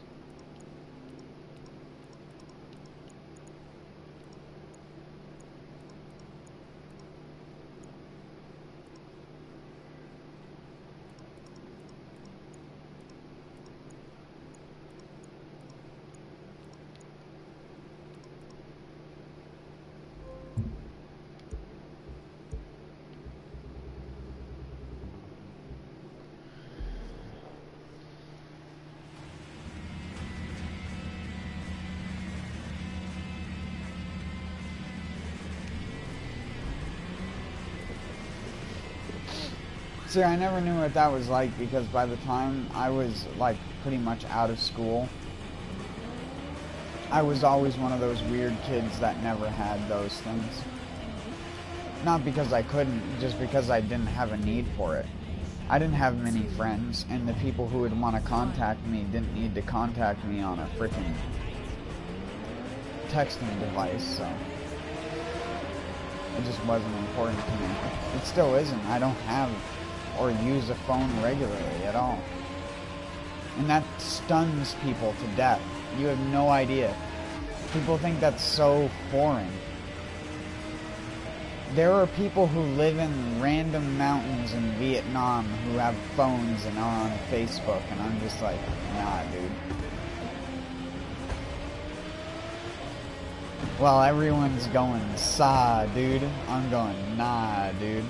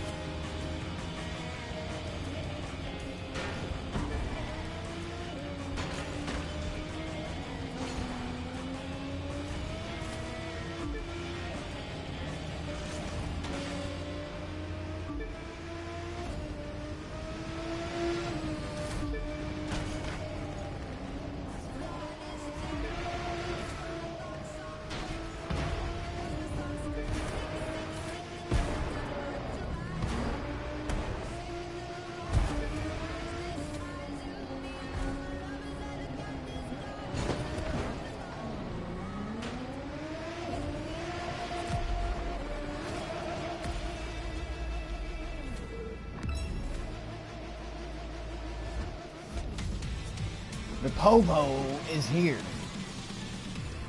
Yeah, jaywalker. You're under arrest. I need to meet the quota.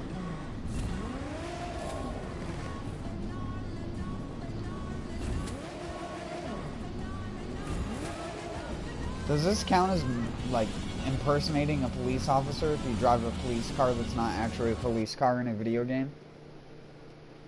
And then fake police arrest people in the video game?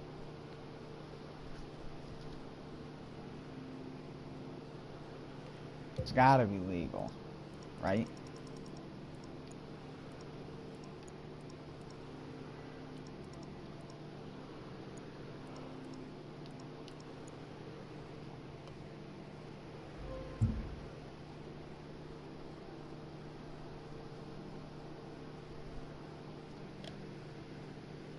Dob, it doesn't mean anything besides it just being a nickname. Sorry for such a late response to that, man. It doesn't mean anything besides it just being a funny sounding nickname that a friend of mine came up with when I was talking to him one night. I say him, it was actually a her, but it doesn't matter. She was a dude for all intents and purposes.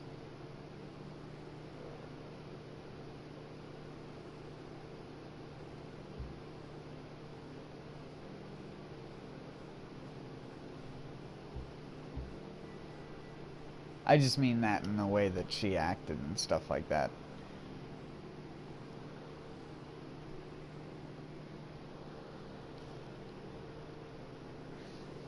I wonder what even happened to her, because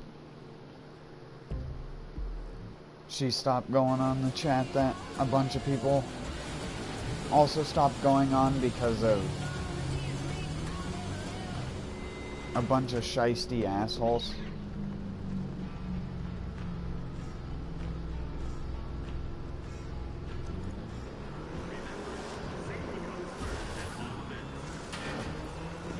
Sort of the reason why I stopped going on there. I got sick of being doxed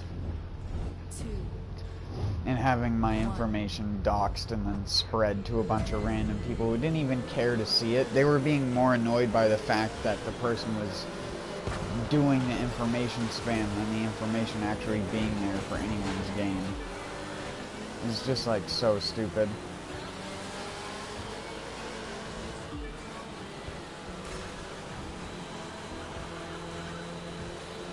And that's why you never chat online with people for years and think that they're your friends.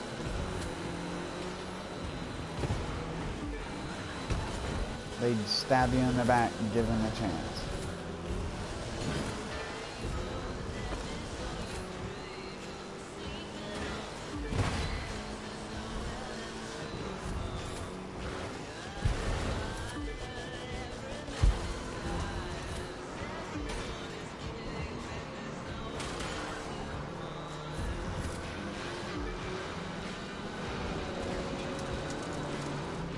A lot of the people that I had met and known and chatted with almost every day for like 3 to 4 years just like randomly disappeared because they got sick of the bullshit.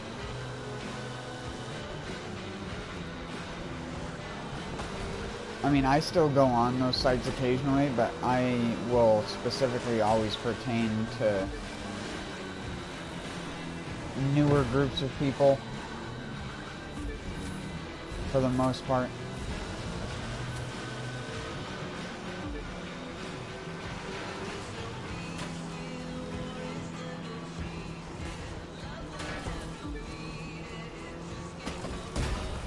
I also used to, in some of those chat rooms, lie a lot about who I was and where I was from and what I would do.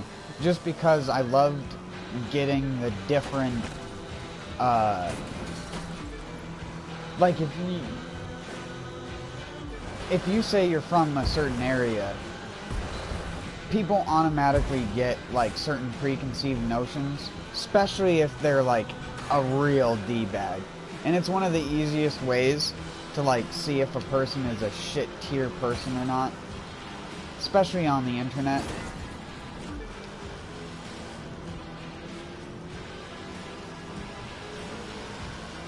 As much as I say don't lie about who you are and what you do, it's always just great to hear it.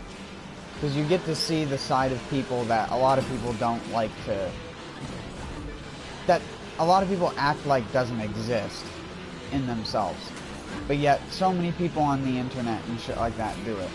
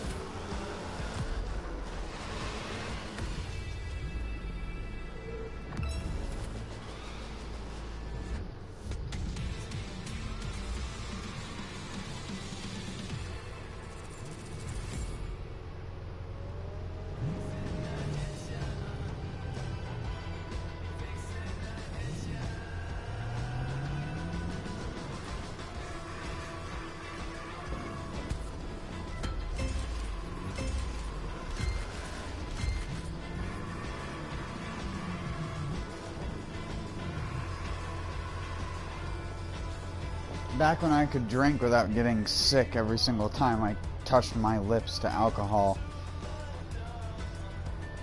that's what I would do, is spend most of my time on there. I had a couple people that were like really close friends with me, and then for the most part, just about every single time I'd go into a room, it'd be me fighting to stay in the room because someone didn't like me and my over-factual Asperger's level of honesty, to the point of some people calling me like autistic and a bunch of other people calling me like I have no concept of understanding other people. And I do. It's just when people say stupid things, and then when you tell them what the truth is, and then they act like the truth isn't the truth because they've been set in stone on a mentality their entire life, is the exact fucking reason why Neil deGrasse Tyson says that the internet is a place that has been abused and mistreated, and that there's no like standards to it. He didn't say it in that manner, but the guy doesn't like to say things in completely negative manners most of the time. He always tries to come out more intelligent in it, but really the internet is a fucking cesspool right now, because there's no regulation on information, and when you search something or look something up, it's not like you're giving two different ends of something. You're always given something that supports what you look up. If you look up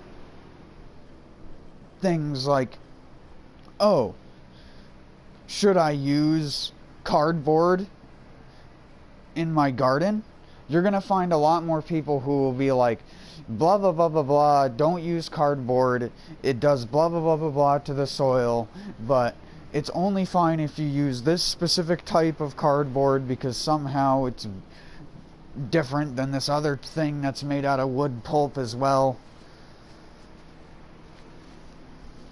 And it's like, dyes and inks I can understand, but then people will say dumb shit like, oh, the dyes will leach into the soil and the chemicals and stuff like that will be picked up by that and you'll eat it inside of the fruit. And it's like,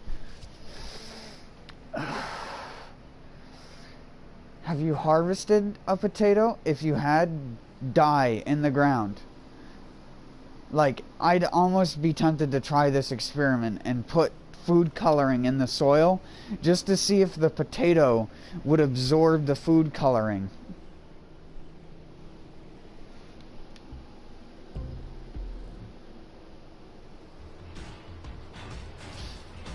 Sorry, I gotta drive from cockpit because this thing, technically this skin shouldn't be allowed to exist, but it does, so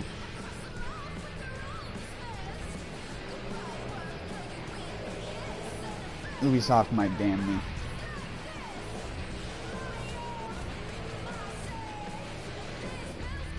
Mother Russia. 2, 1.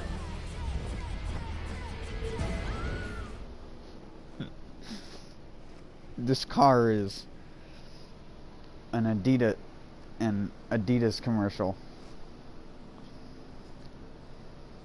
You want to know what Adidas stands for? All day I dream about sex. That's what Korn taught me.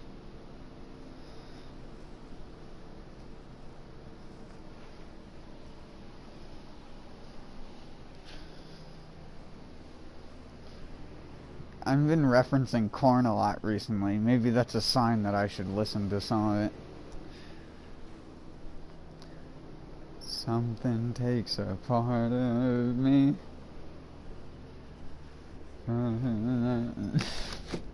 I'm sorry, I'm not gonna sing that again.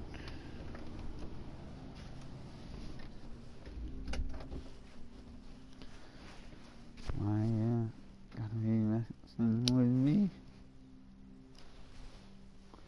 for free.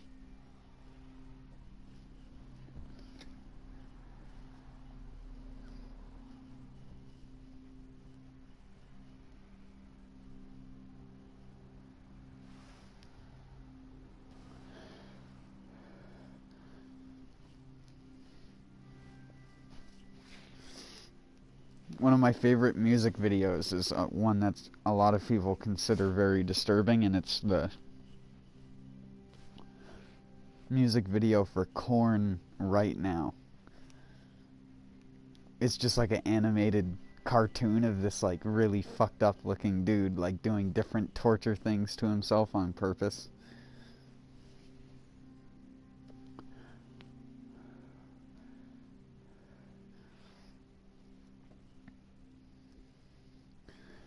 Na na na na na na na na na. Oh no.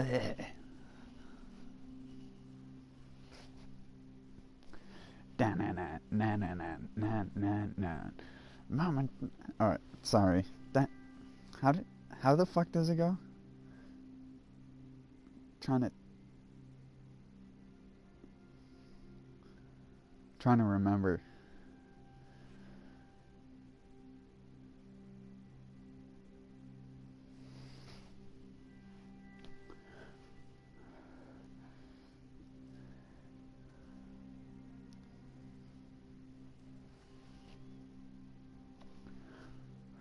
I only remember the freaking guitar rhythm.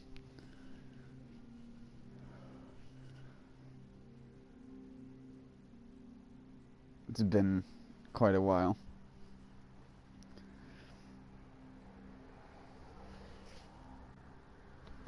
If you're wondering, that's a song called Earache My Eye that was in a Cheech and Chong movie, but Korn did a redid version of it. with their like instruments, and it sounds really good. If you've never heard it, just search Korn Earache My Eye. Makes me want to listen to music.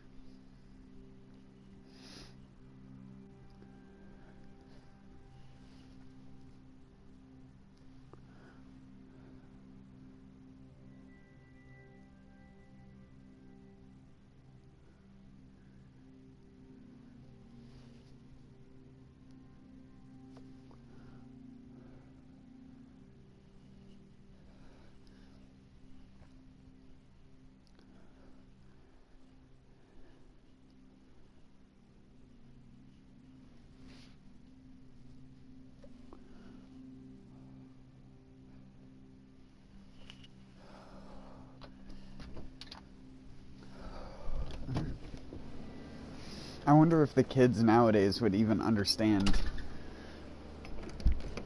like, us back when Korn was kind of relevant. But I had been listening to music like that since I was like 7, so I guess I was kind of biased, because my father always had metal and rock. He had an entire binder of CDs, and he would always buy just random new bands and stuff like that. Disturbed was another one. Ooh,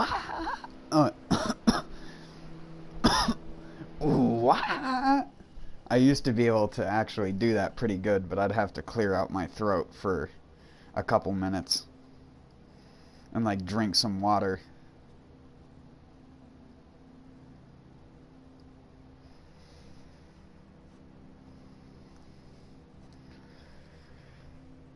I've said it multiple times how I used to do that shit when I was younger just for fun, just to sing that stuff. And some people would actually be pretty impressed by my ability to impersonate some of the artists that I listen to.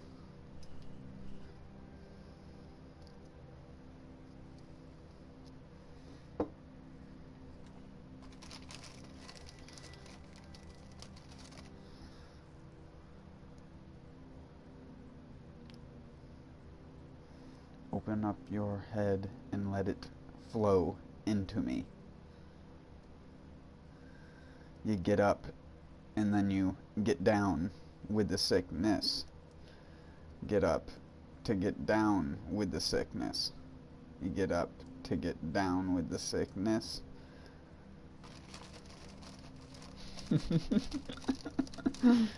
When you say it all spaced out like that, any song always sounds so much more stupid.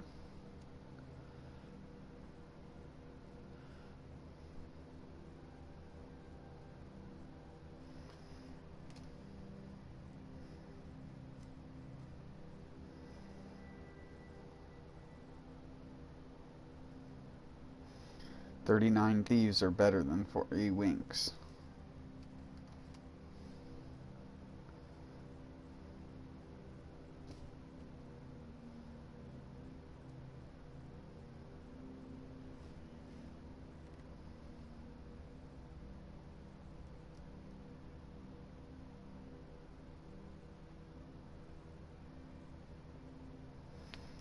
I'm just a music reference train. That was an Aesop Rock reference. The song 39 Thieves. I like that song because it has a reference to 40 Winks in it, which is like one of my favorite PlayStation 1. I don't even know it, just like an adventure game, I guess you'd call it.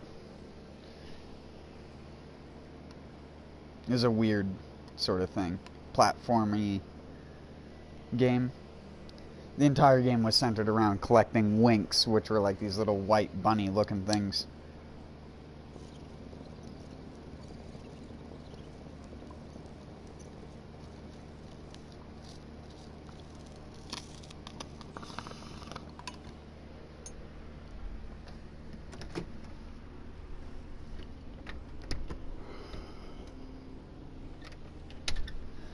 Dude, we're animals. We just go where the most food is.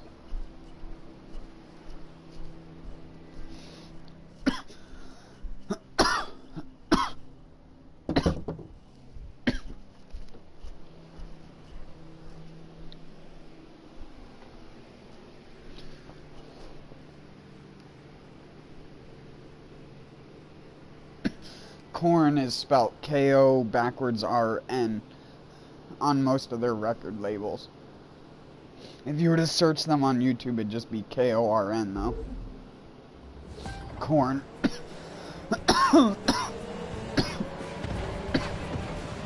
They were like a heavy metal, new metal type band.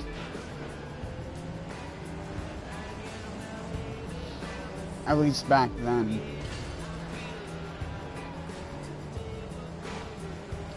Sorry it took me so long to answer that. Again, I was outside smoking a cigarette.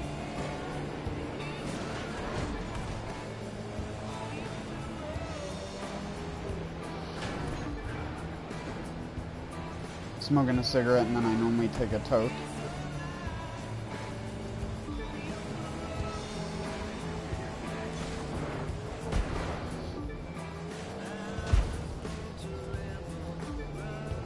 And I leave it paused during a race because it won't AFK kick you.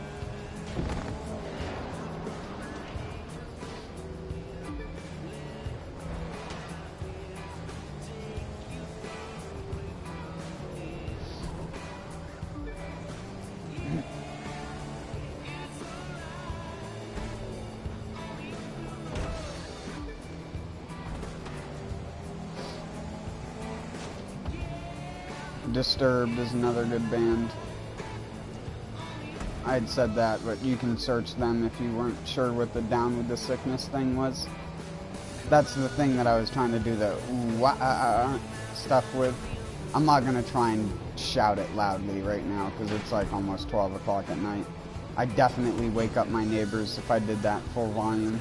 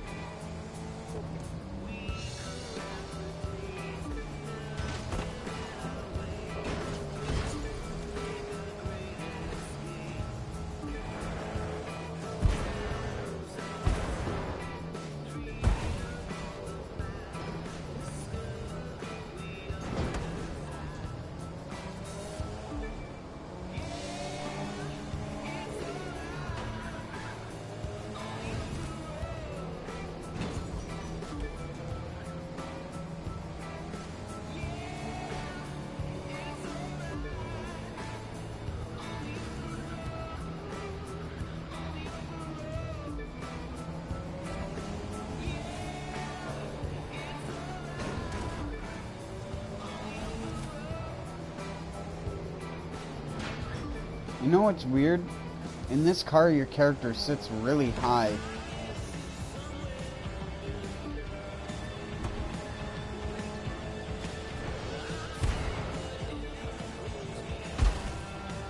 Like, I feel like my head would hit the roof in this car.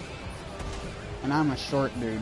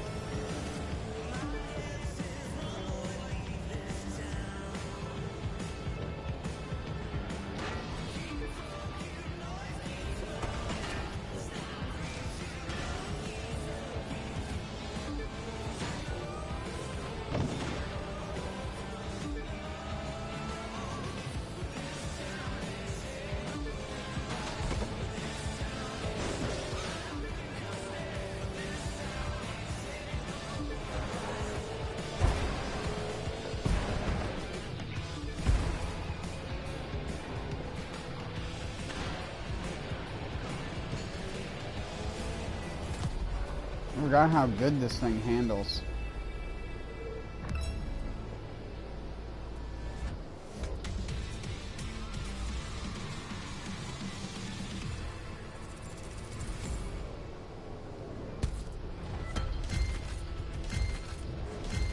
No, don't Austin Powers it.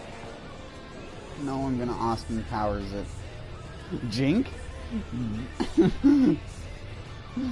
First gear, reverse. First gear, reverse. First gear, reverse.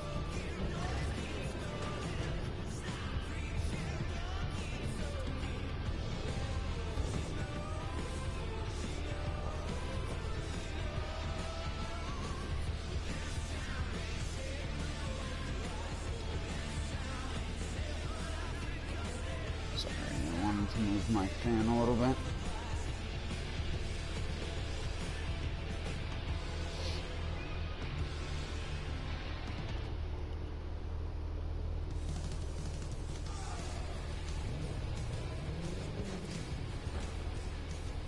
One of my favorite Korn songs, if you're wondering, like, one I would recommend would probably be, like, Faggot. That was, like, one of my favorite songs that I listened to when I was younger. Just because that was a word that was, like, thrown around here by the hick and redneck kids like crazy. I still say it sometimes, and I have to be like, whoa, dude. Not everyone is from fucking Shitville, Northeast. You gotta calm down a little bit.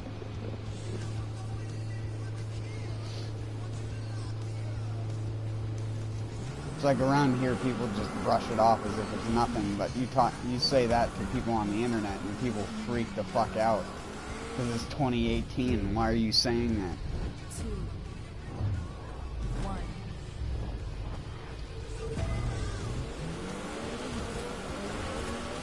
Let's see what you got under that hood.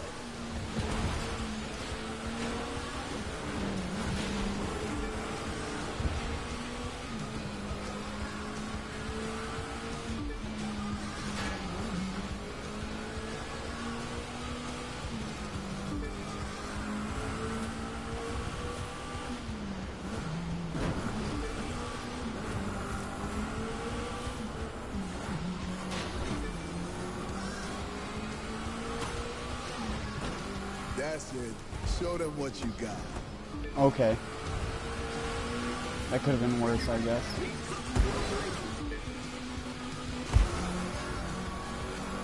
It's like a Darkest Dungeon Curio interaction. Could have been worse. Damnation!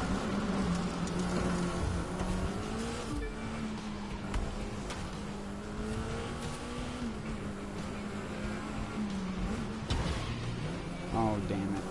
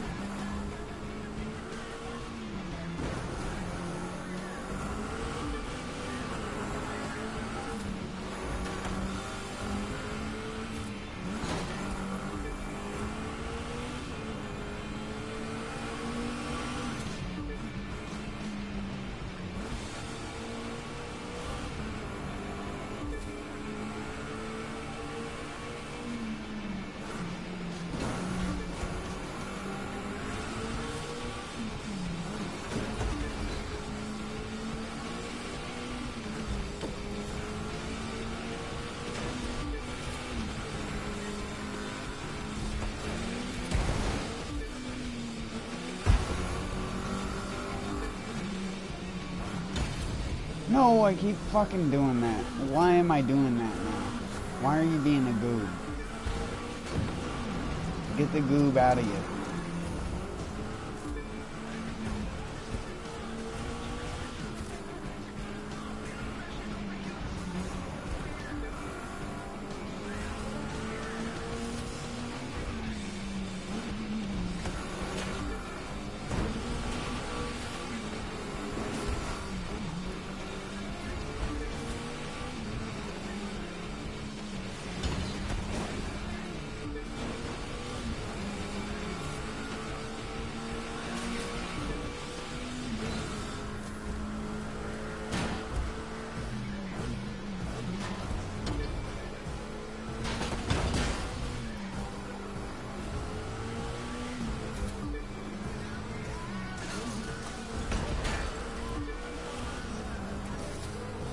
Sometimes this thing turns so much sharper than I expect it to.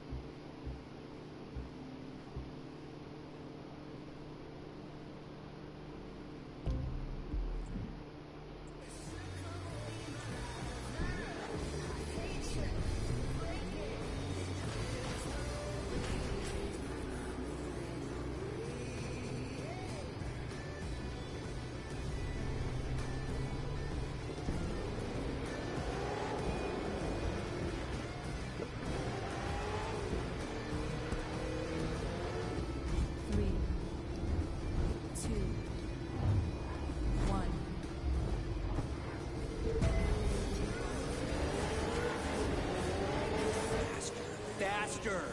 Seriously, go faster!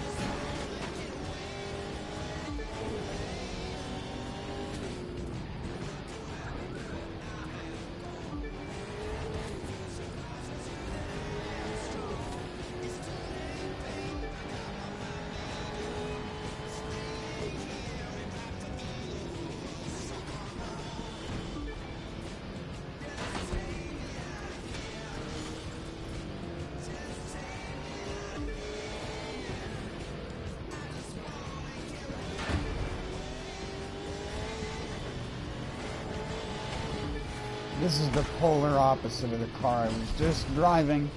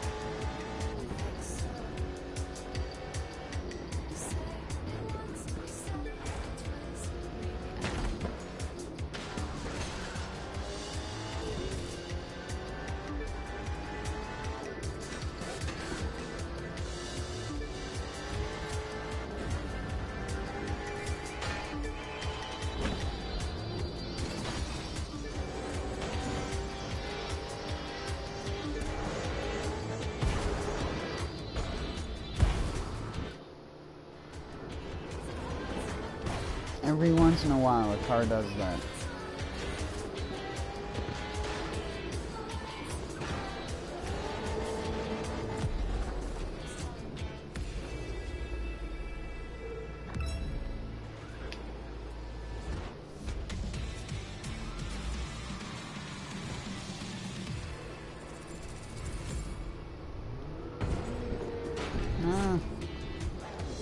Why'd I have to put my parts in the car maze?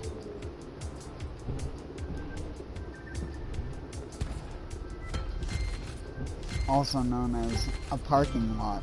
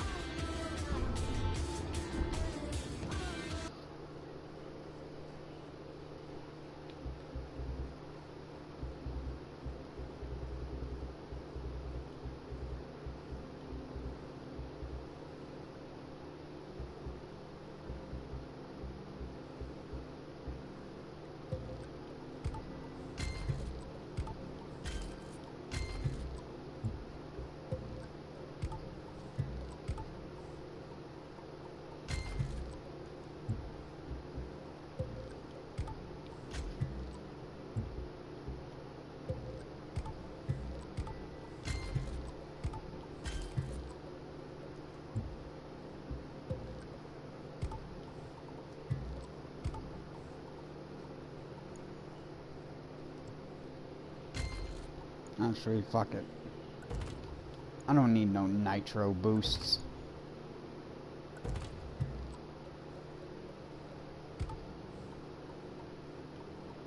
Need to figure out if this car even drives good first.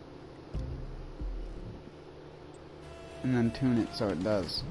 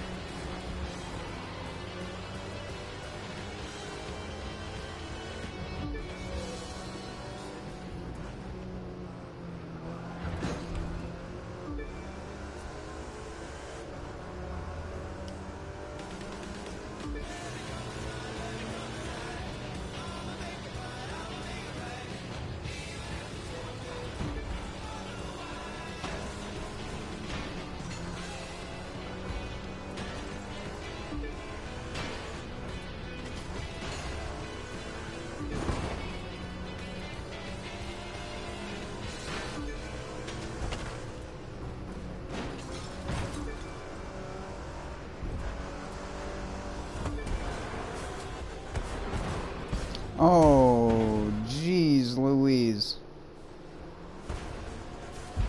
Cheddar cheese.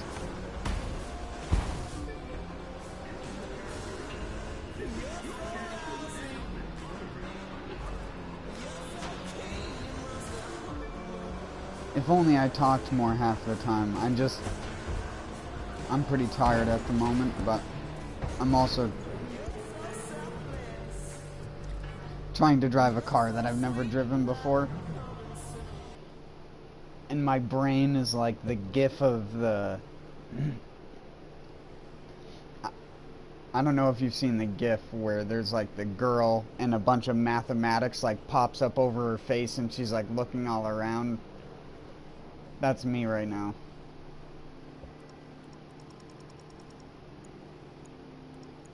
Who the egregious...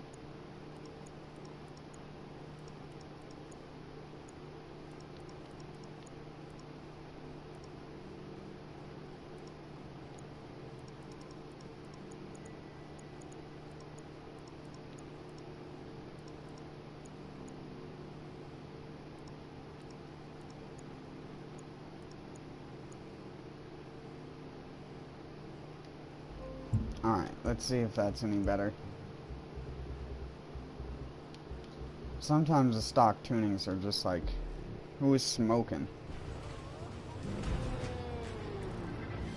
Rude.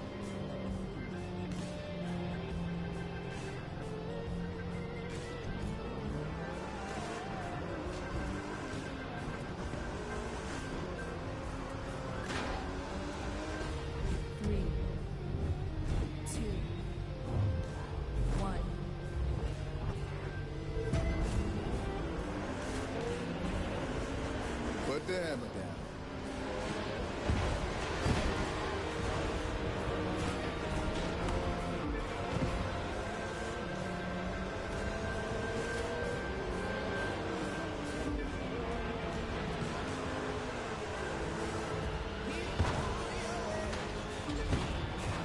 Oh man.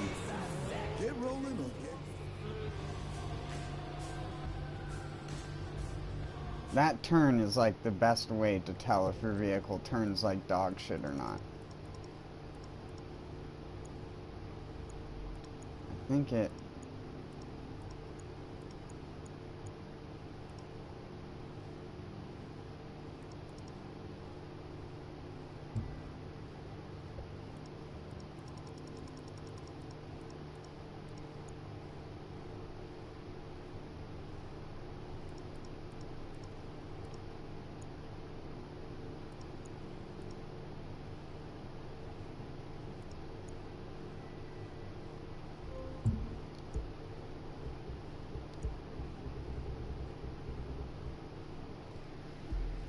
Hello, Panda Man.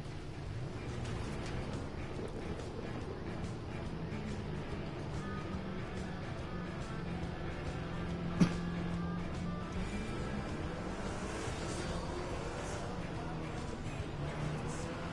don't know why you tell your friends about a guy driving around the same track 150 times in one stream. I don't think I've done any other track in 3 hours. Come on, you can do it. Oh wait, no, I did the financial district earlier.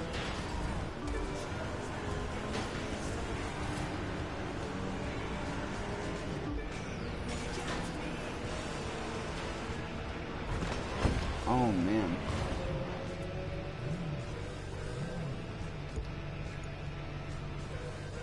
I really wish it was easier to just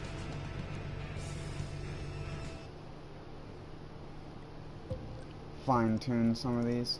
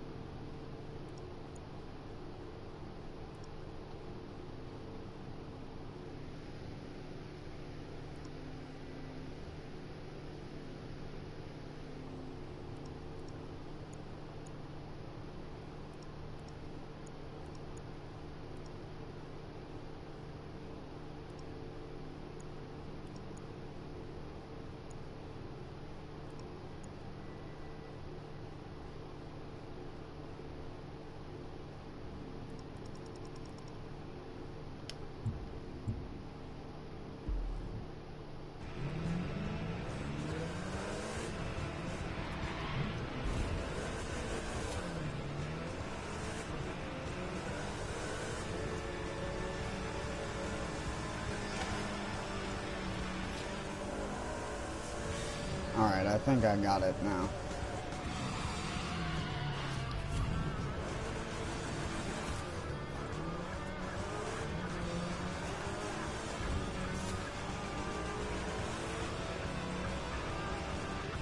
Oh my god, pedestrian traffic doesn't help.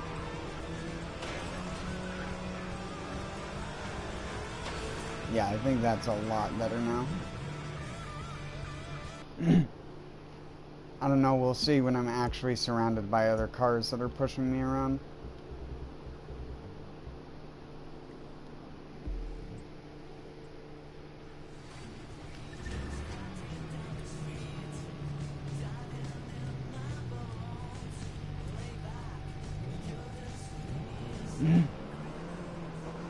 Oh yeah, but I'm not necessarily doing the same thing over and over. I mean, to me anyways. There aren't that many different tracks in this game until they decide to actually add more content, or add the ability to allow you to place your own checkpoints and make your own tracks. I mean, it can be hard to make a system where you can place down yellow signs and frickin' blue, yellow, and red colored checkpoints. Because that's really all what makes a street racetrack in this game a racetrack.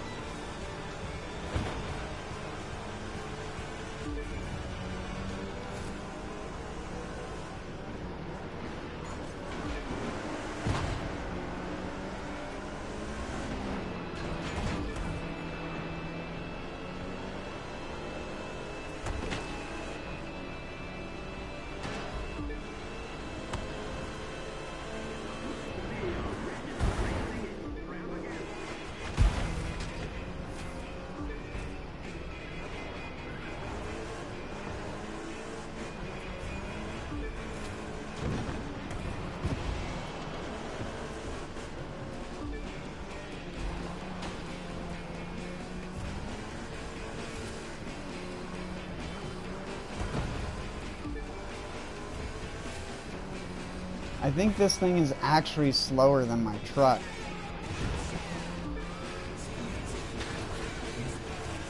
I mean, it handles better now, it's not fast, it's so slow.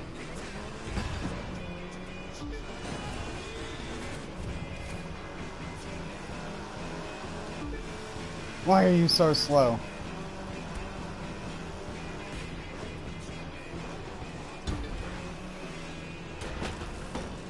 Doesn't even make any sense why this car is as slow as it is. The thing you don't realize is half of the time when it's sitting at like 90 miles an hour, I'm like holding the trigger down and the car just doesn't accelerate.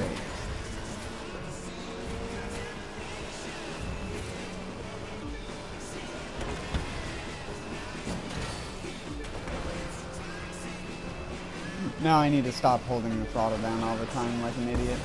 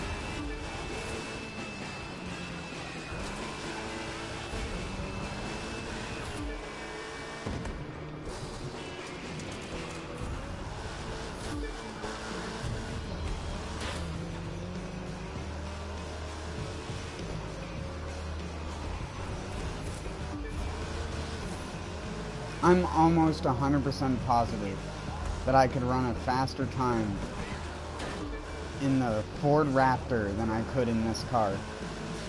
Just because of this car's utter lack of acceleration capability. Even under full boost, it only gained 20 miles an hour.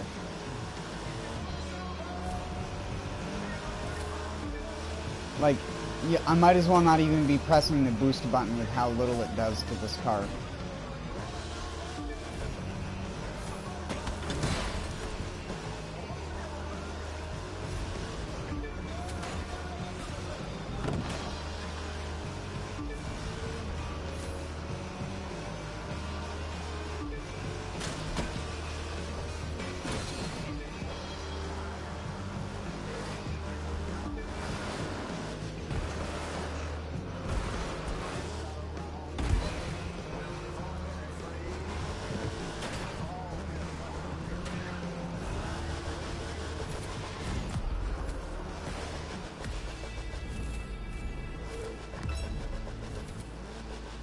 I also just like doing this race because the finish line is right where you go right back into it.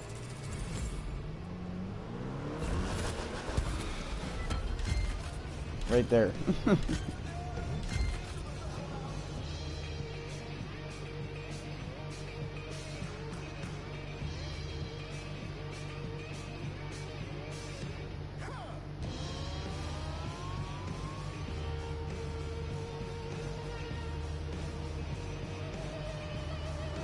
Oh yeah, sorry.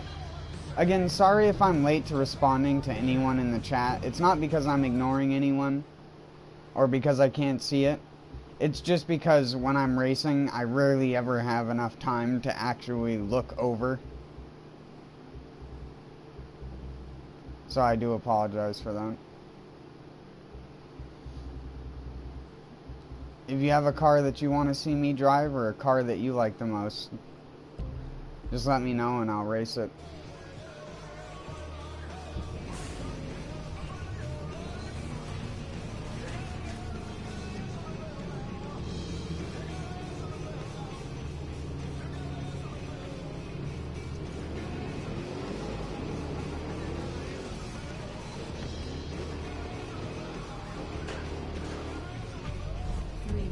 This thing's so massive it doesn't even fit on the cutaways.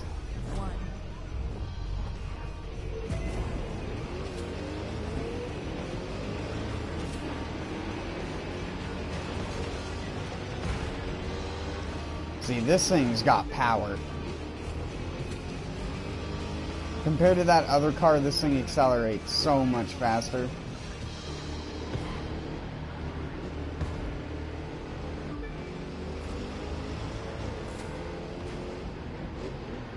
Pour a little more of that on, and I see the winner's circle in your future.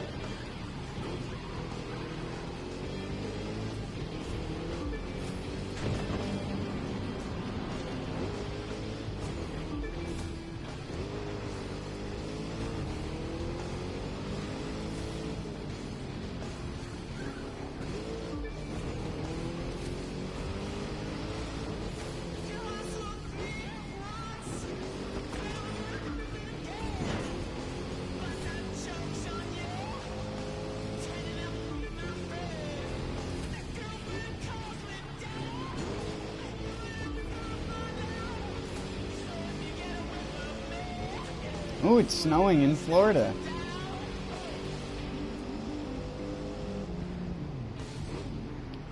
Interesting.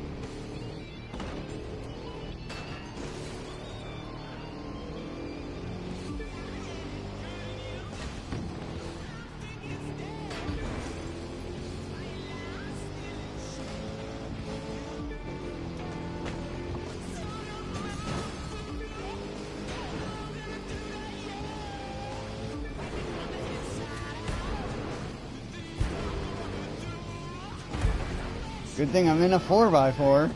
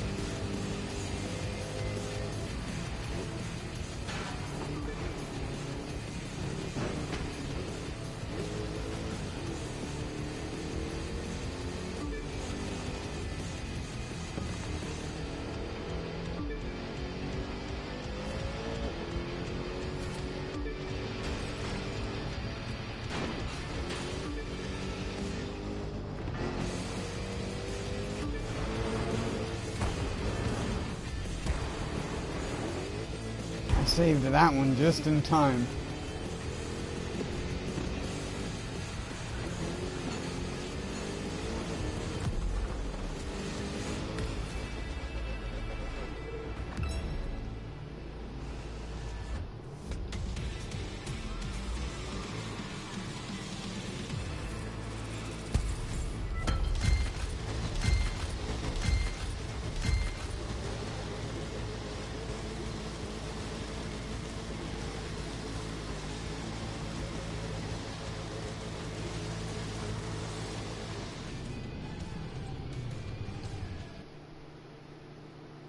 Oh, hey, Hyro. Hyro, shut up.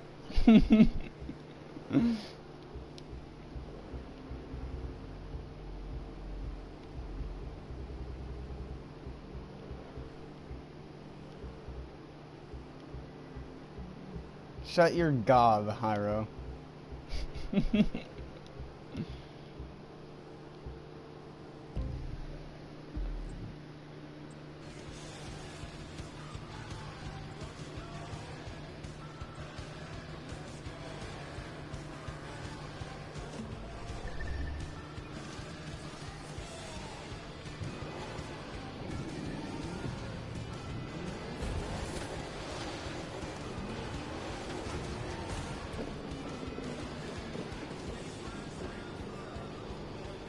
I love how they're wearing dresses and stuff, and it's snowing out. Ubisoft. He's just like, whoa, it's snowing in Florida. 2, 1. What do you mean you haven't seen me play a game? I've played this every day. I just haven't been on as much. I haven't been using my PS4.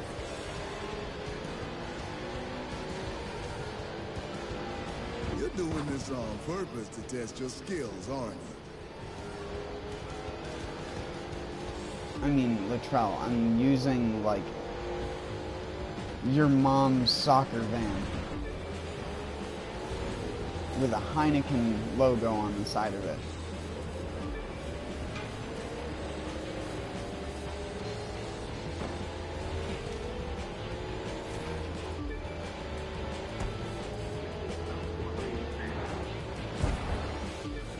I only like the big vehicles. Not true, though.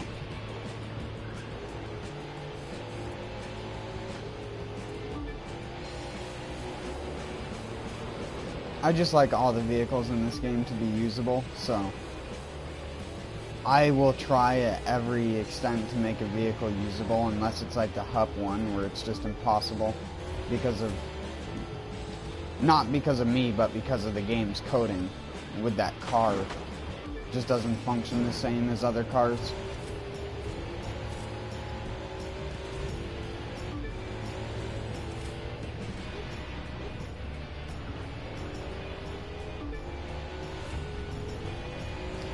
Come on. You can catch up to the GTR.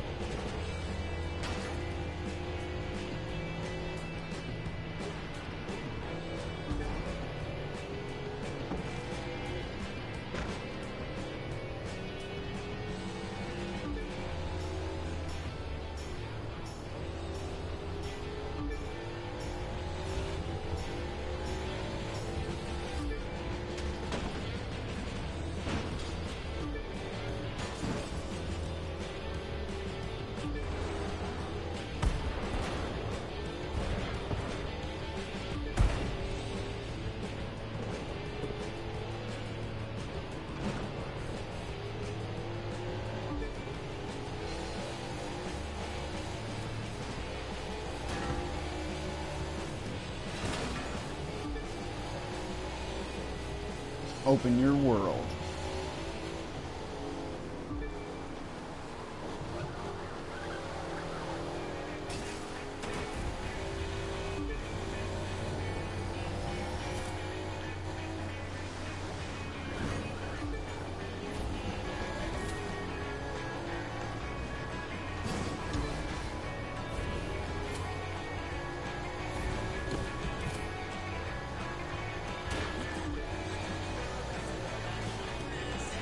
Should we do like over the shoulder? Whoa. That's not from the camera view, that's just because the car landed really funny.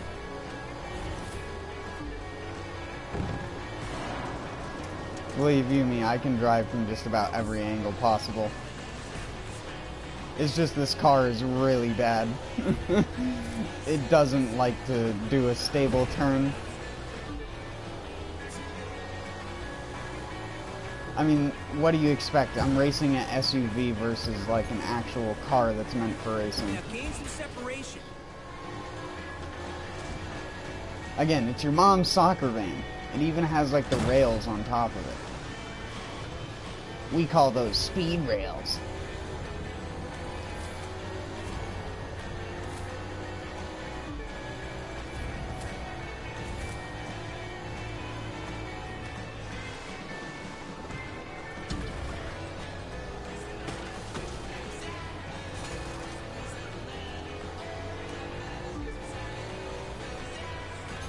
Look, it's like we're playing a PlayStation 2 game.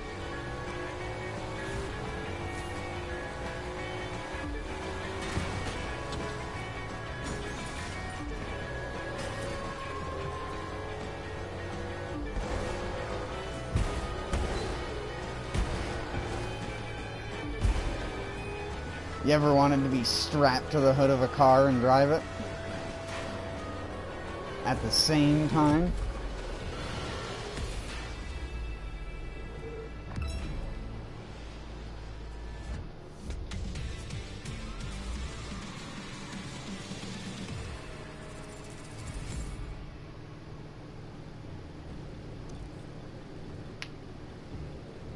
Heineken to drink while listening to his Russian hard bass. Bushka bass. Bushka bass. Kolbasar. Bushka bass. Kolbasar. Going. Kolbasar. Bushka bass.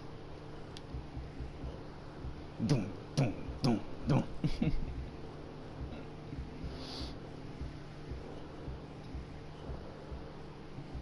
What, you think I'm not Russian or something?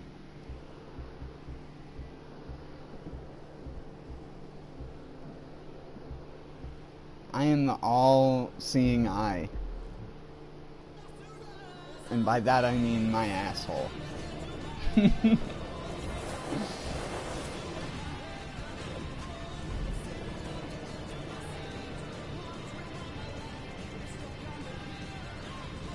Alright, Sean. Have a good one, dude.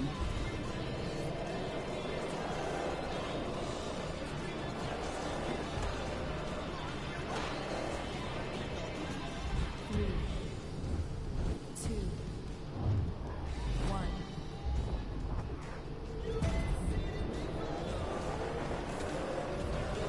I feel like I'm Flintstoning this car because I'm sitting so low.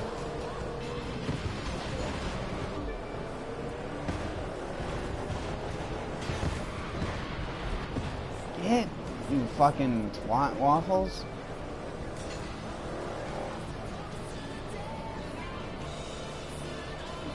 Booger snakes.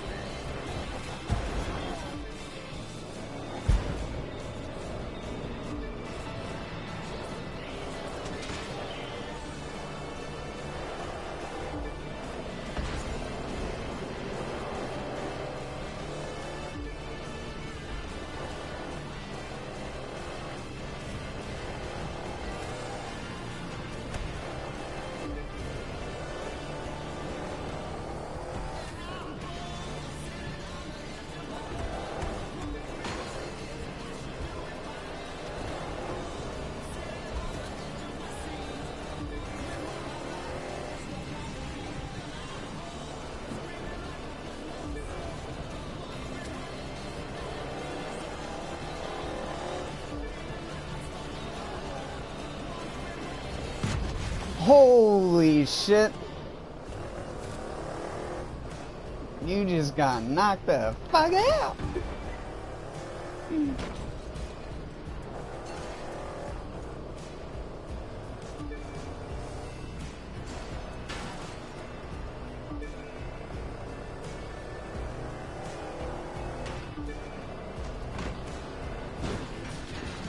Woo! It's clear pavement all the way to the finish line.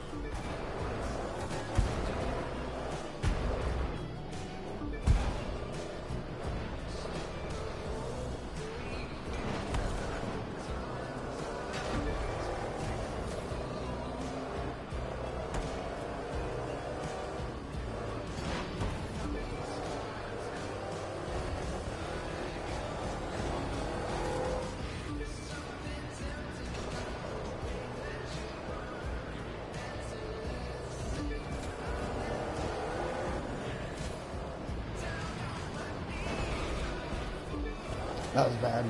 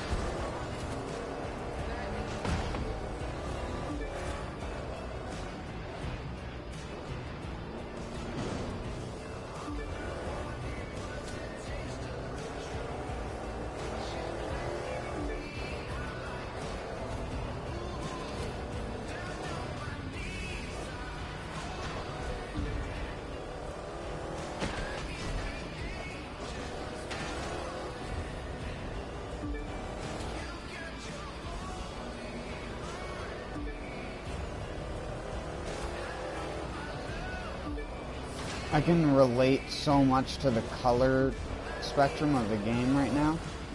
I don't know why. There's just a familiar warmth about the lighting. Only time I could compliment the lighting in this game. If it wasn't for the fact that the lighting is being cast upon such shitty textures, I would compliment it further.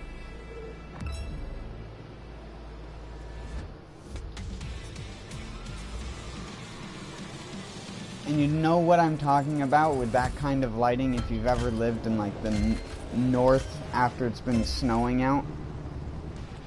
There's like a certain kind of reflective, like it adds extra light into the air when there's a bunch of snow on the ground during a bright sunny day in the winter.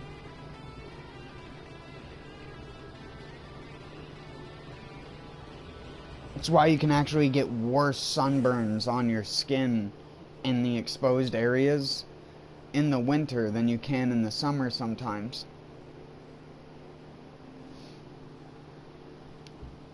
Because the UV gets reflected back up off of the snow. It's why you get snow blindness. It's basically like a bunch of tiny little mirrors reflecting the sun back into your eye.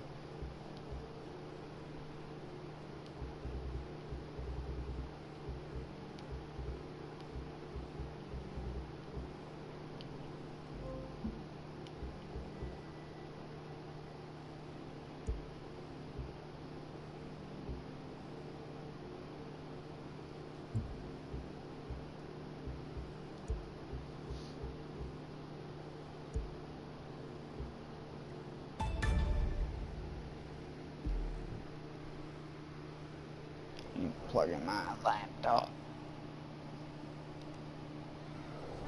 Is there anybody left? I don't think there is.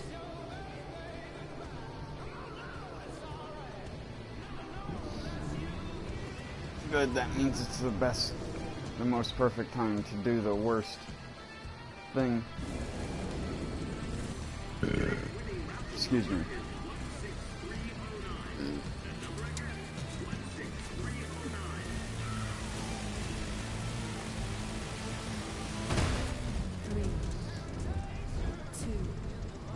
It's a buddy bump.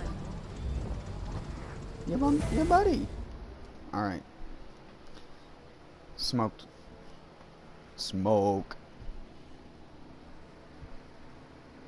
Smoke, but actually first I want to get a sweet roll. A Hawaiian sweet roll. Because I had some earlier with my stew. Ooh yeah, listen to this. You don't need butter with these.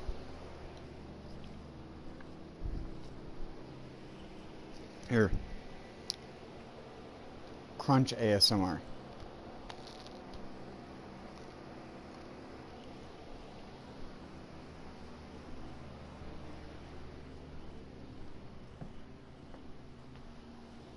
I made these 4 hours ago and they're still crunchy on the outside, but still nice and chewy and moist in the center.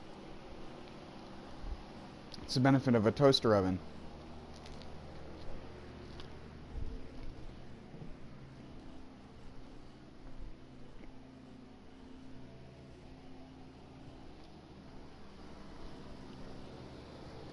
Things like rolls, buns, and stuff like that come out so much better in a smaller oven.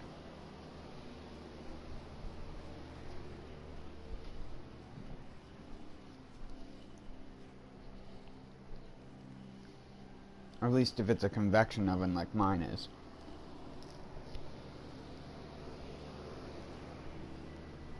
Sorry, I'm hungry.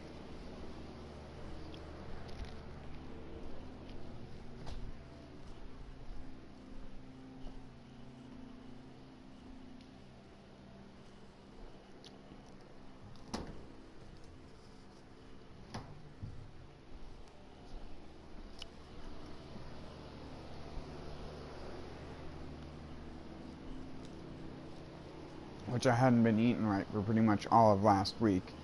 And this week I'm like trying to make up for it.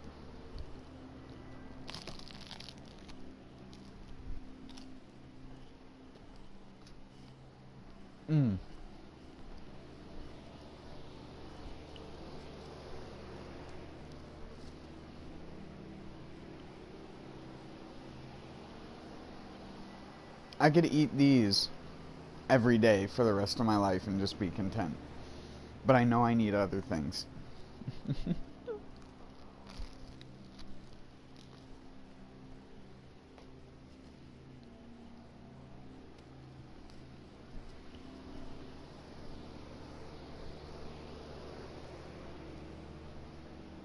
It's not like they're like that wow amazing. It's just a simple, sweet, buttery taste. Not necessarily the best for you, but it's better than just having the bread by itself. Like American rolls, which are bland as fuck. Hawaiian sweet rolls probably didn't even originate in Hawaii. Hawaiian pizza didn't.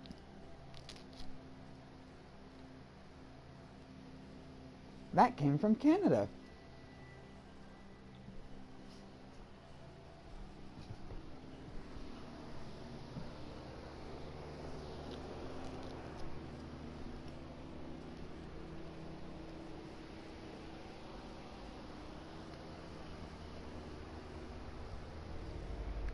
Those darn Canadians.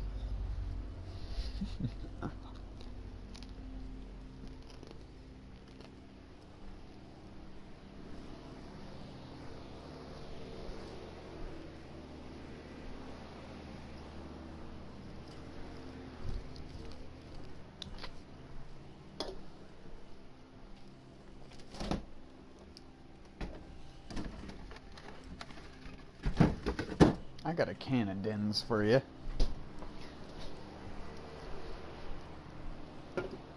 Just go to North.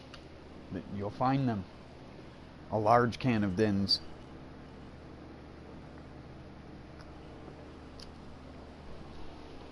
They make a toasty hat.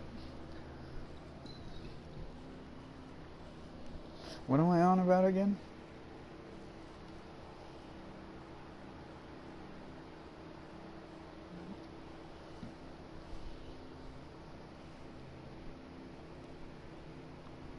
Madness.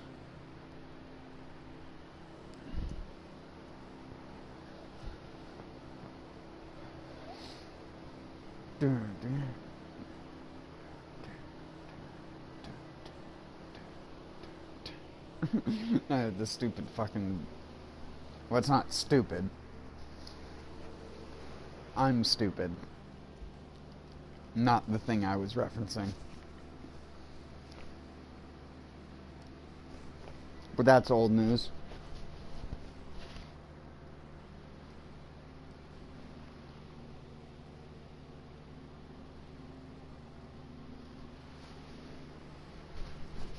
Hold on, I need to swish some water around.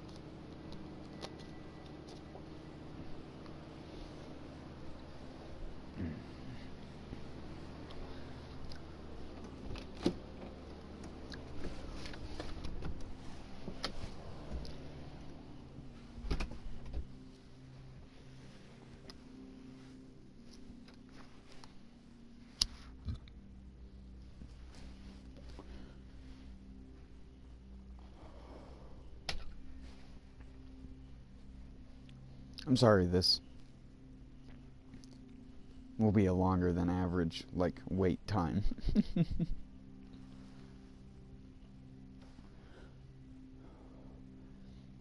I just wanted to have a snack, smoke a cigarette, and then I'll go back in.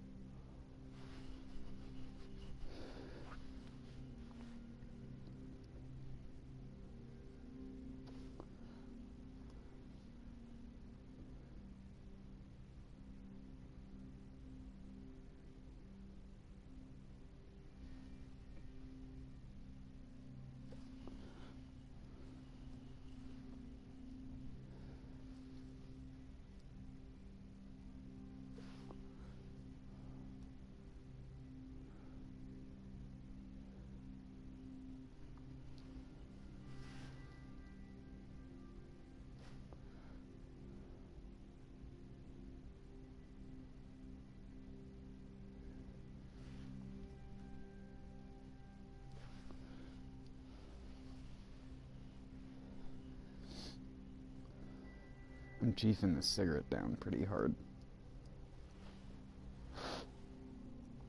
got a sword point. Stab you with it.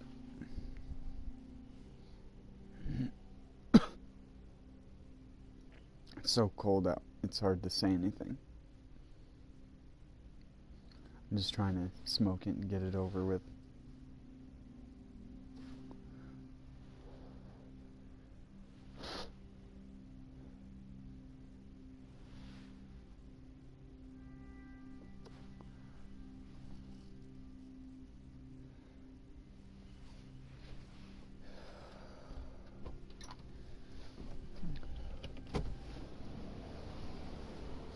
It's so freaking quiet outside.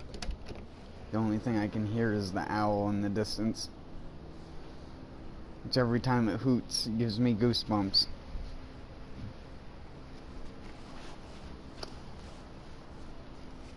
Not because I'm scared of the owl itself, just because the sound effect is used in so many, like,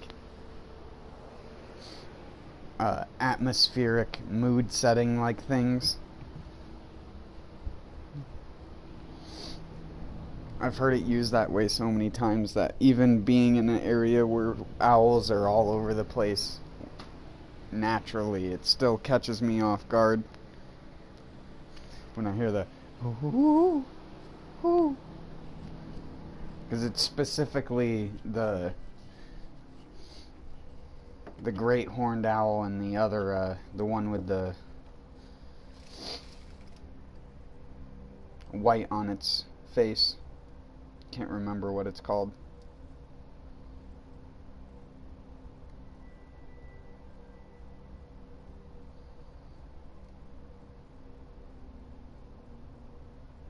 You hear that, and then occasionally you hear like coyotes or wolves. Mostly coyotes though, and they're yips. They're yappy, yippy groupness.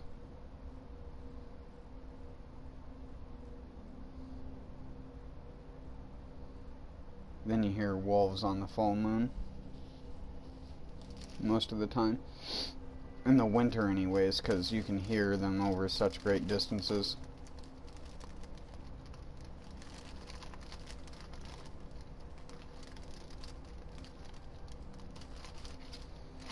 At my old house, I was probably less than, I want to say, a quarter of a mile away from a wolf pack when they were howling, and it's really, really surreal to be that close to them because they're so much louder than you'd think, especially with like domesticated dogs and stuff like that. I mean, they howl and stuff, but like a wolf's howl is like, when you're close to them, it's ear piercing when multiple of them are doing it at the same time. And I can only say that because my old house was right at the edge of a field where there was a lot of pine woods and stuff like that. My old house was anyways, so the wolves would regularly come out into the field, and that's where they would do that. And that was like I said, less than a quarter of a mile from my like front doorstep, so you just had to walk outside and like walk up to the wood edge, and you'd be less than probably 150 to 200 feet away from this wolf pack that you had to be pretty careful about. Although most of them were pretty like scare, like they were so timid with humans.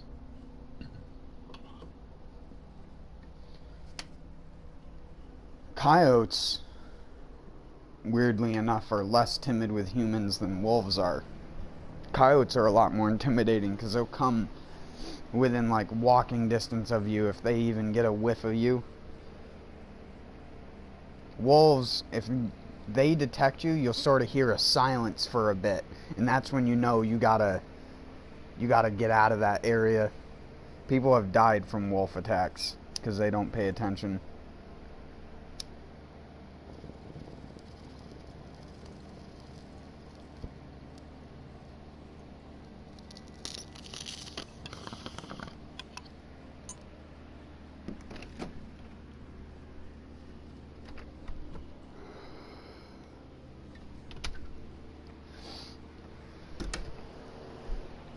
timber wolves are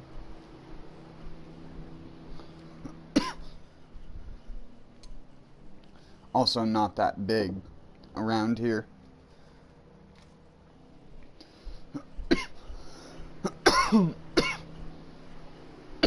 The coyotes are actually sometimes bigger than the wolves. And the only real way you can tell the difference is the... Well, at certain times of the years anyways. The only real way you can tell the difference because the timber wolves will change their coat. Like their coat will transition.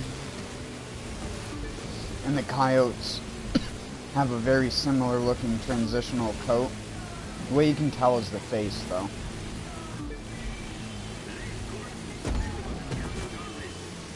Timber wolf has that distinctive face that a coyote doesn't have.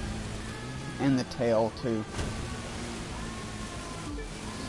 Wolf tails always have that split color, whereas coyotes have more of a solid color.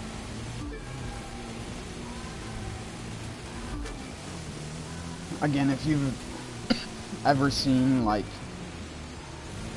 certain breeds of huskies have the qualities of those wolves that I'm talking about, and you can tell like how much wolf is in a dog breed based on that, like Akitas and stuff like that.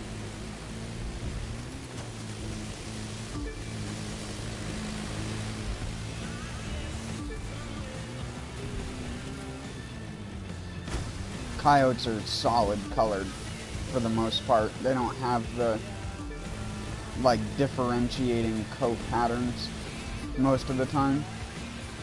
But like I said, when the wolves are going through their transitional phase, sometimes they can be misconstrued as coyotes.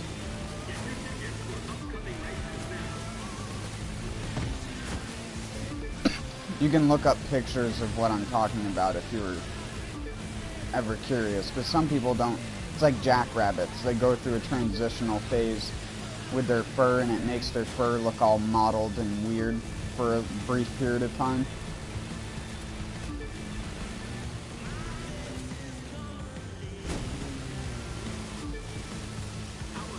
They were really hunted pretty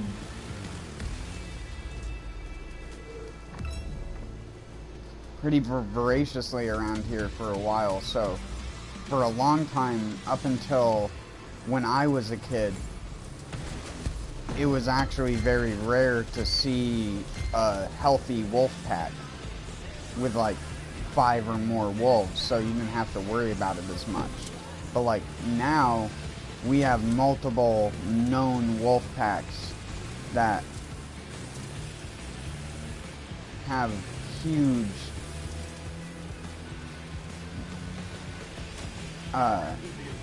not numbers, but they have like huge specimens, older specimens and stuff like that that have been around for a while, indicating that they either haven't been hunted or have escaped being hunted.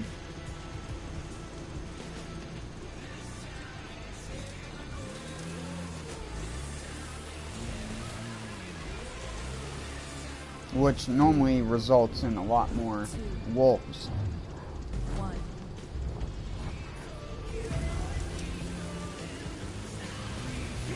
The problem with hunting is sometimes they'll shoot ones that are just too young that haven't had a litter yet.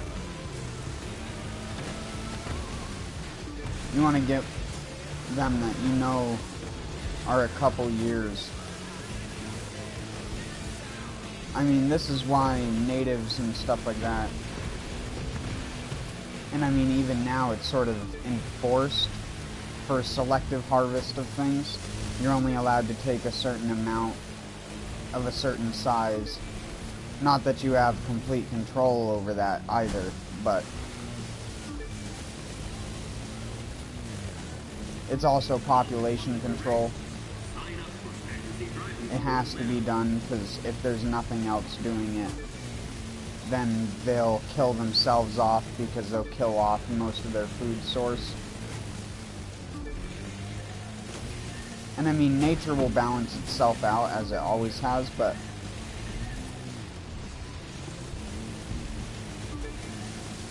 when you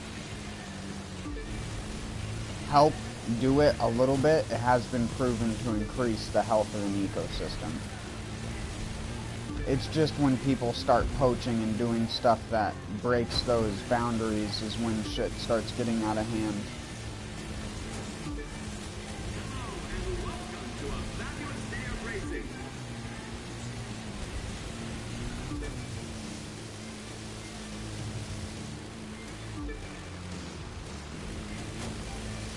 Some people are so against hunting, but people don't understand how rampant animals can become if not taken care of. You can look up videos of like these giant groups of deer in Japan that will just overtake urban areas because they'll come out of the high mountains and forests during wet seasons into the drier areas where there's concrete and stuff like that. And the people, you're not allowed to hunt them or do anything about them, even though there's like hundreds of them in the middle of the fucking road and stuff like that. You can look up videos, again, of this if you were ever curious.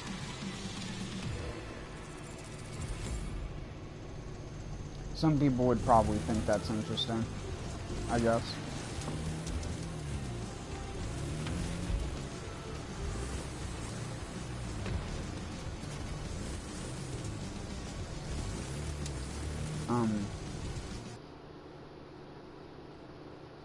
Why you no show me parts, game?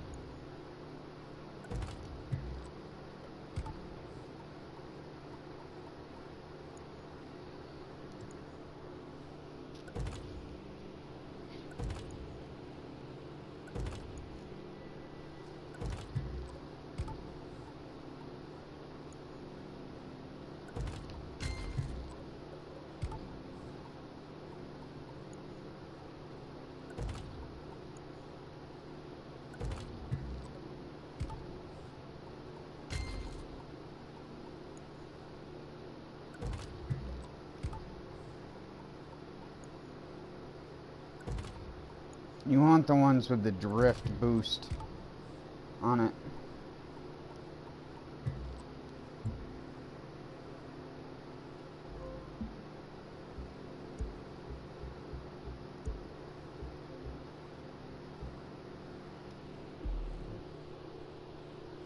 But yeah, I'm also not trying to sound like someone who's like an advocate of just like slaughtering animals for sport, because some people think that that's what hunting is, but a lot of people who hunt around here use everything, and it's the same way that it goes in other places. 3, 2, 1.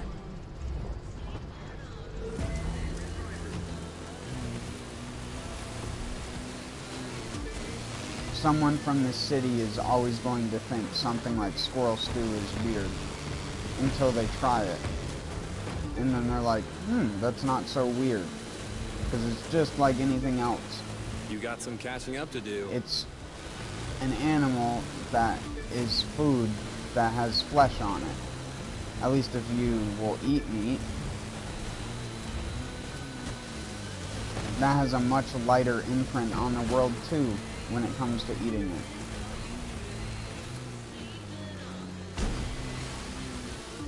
It's not like a beef roast or something like that.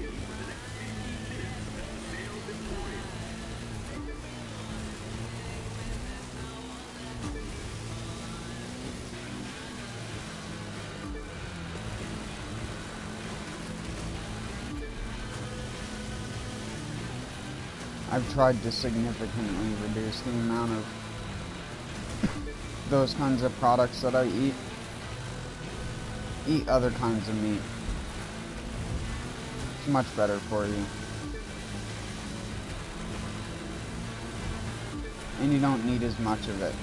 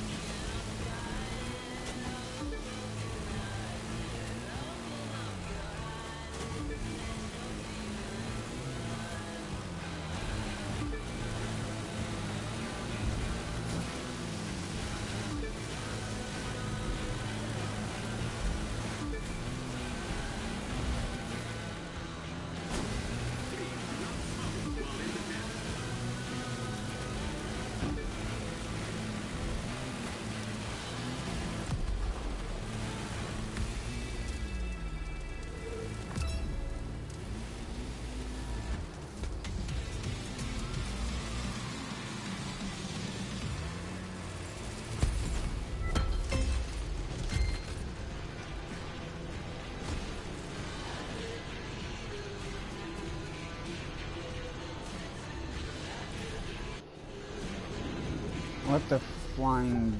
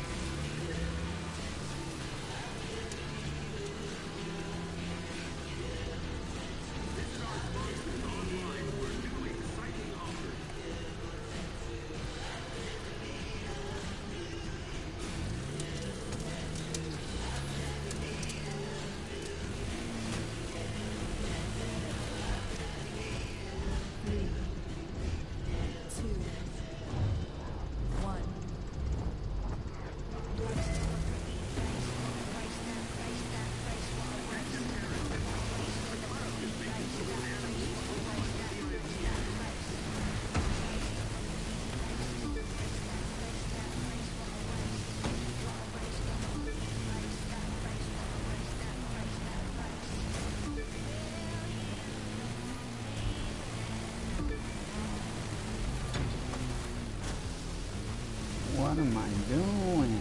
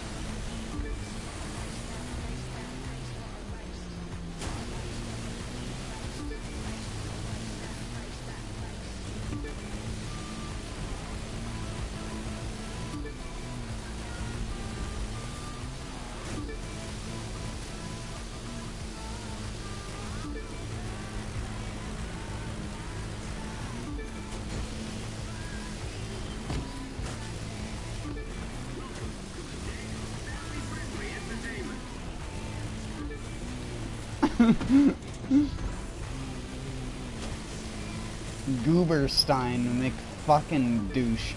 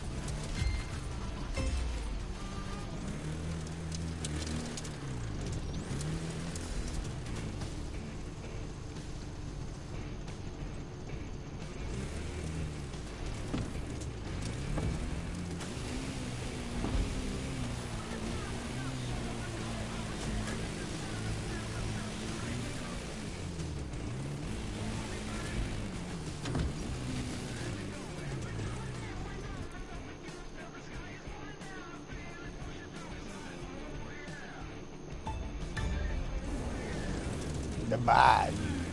Down the bayou.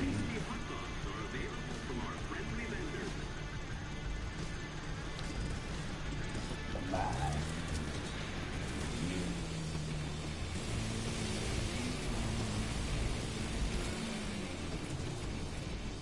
Three, two, one. Speed factory.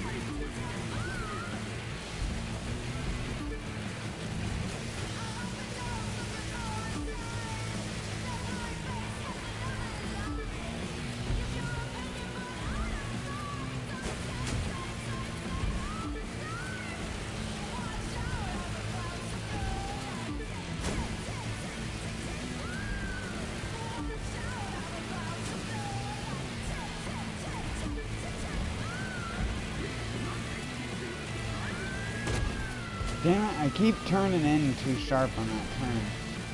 Every time.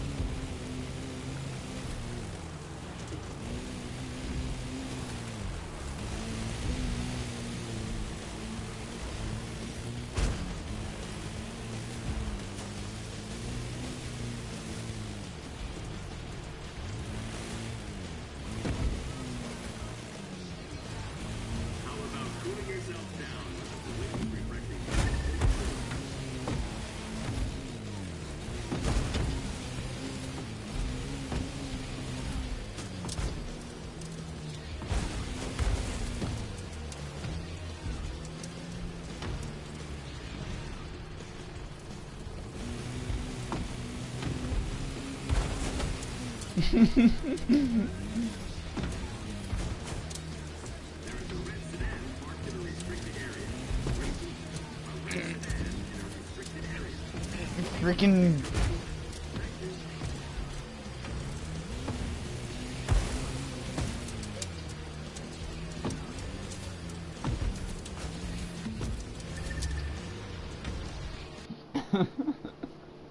I really wanted to get it over that.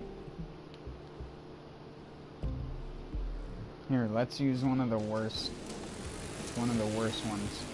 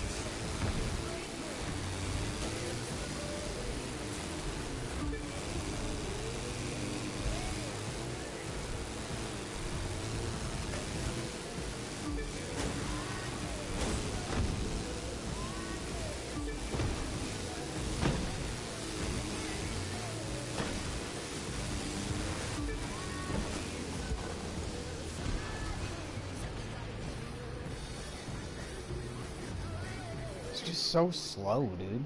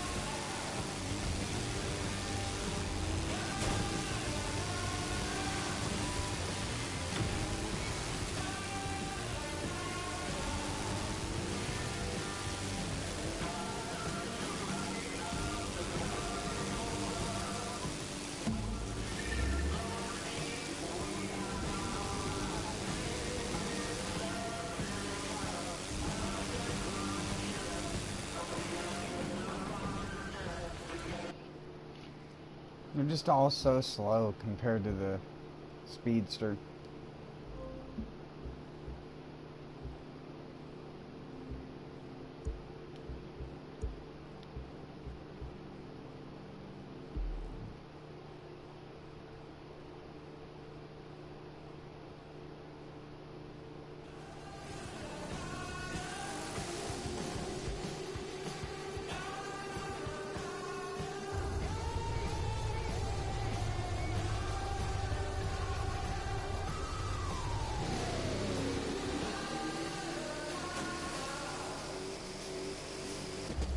Three, two, one.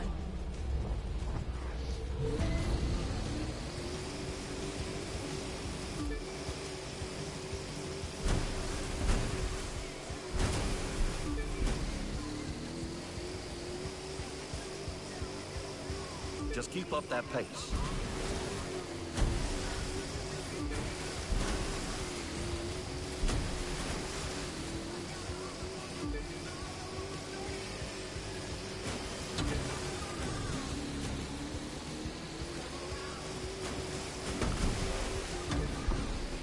Oh my god.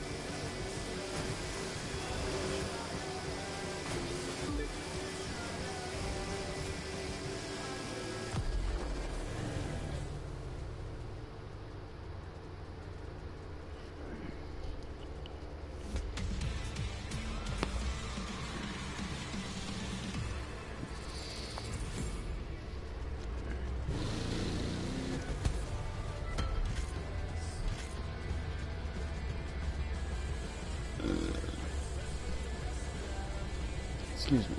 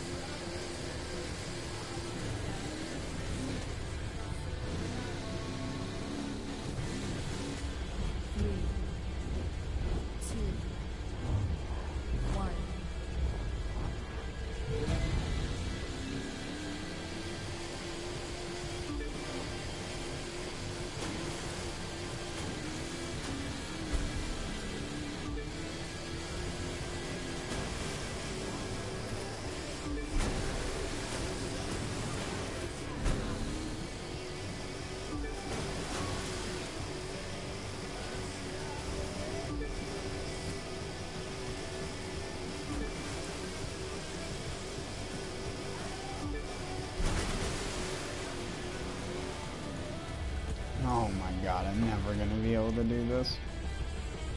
3, 2, 1.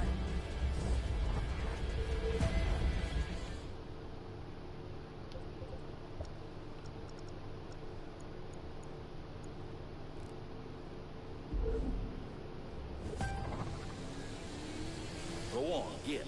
You've got a course to run.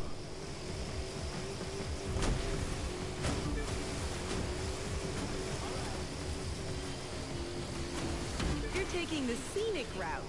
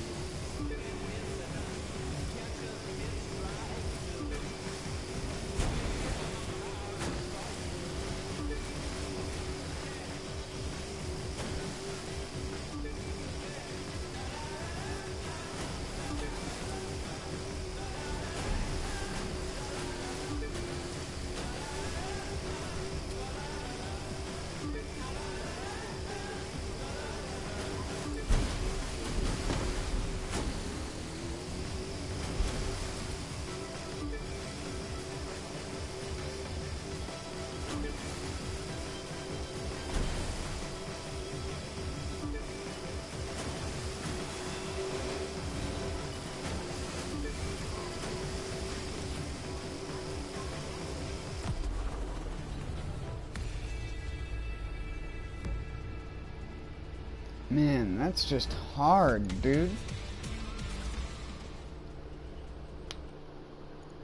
3, 2, 1.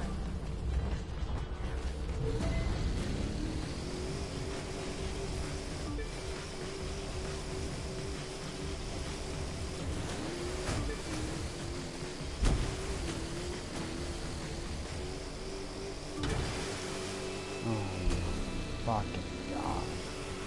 The physics in this thing, man.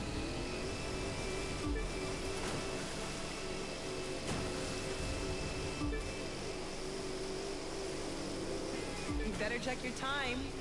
You need to be doing better than this. Lady, my boat is near max upgraded. I don't know what the fuck you want me to do. You have to be perfect, and these fucking things don't control anywhere near close to being good.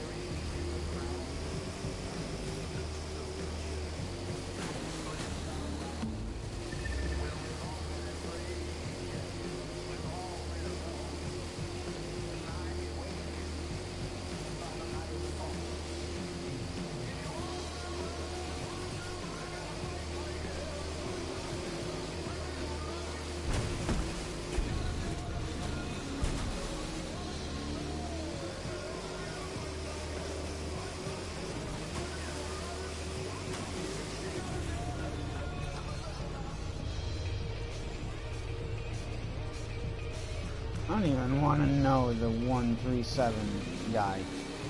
He's not a human. 3, 2, 1.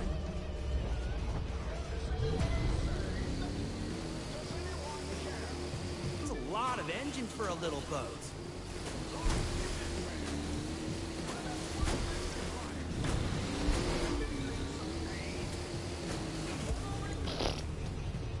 Yeah.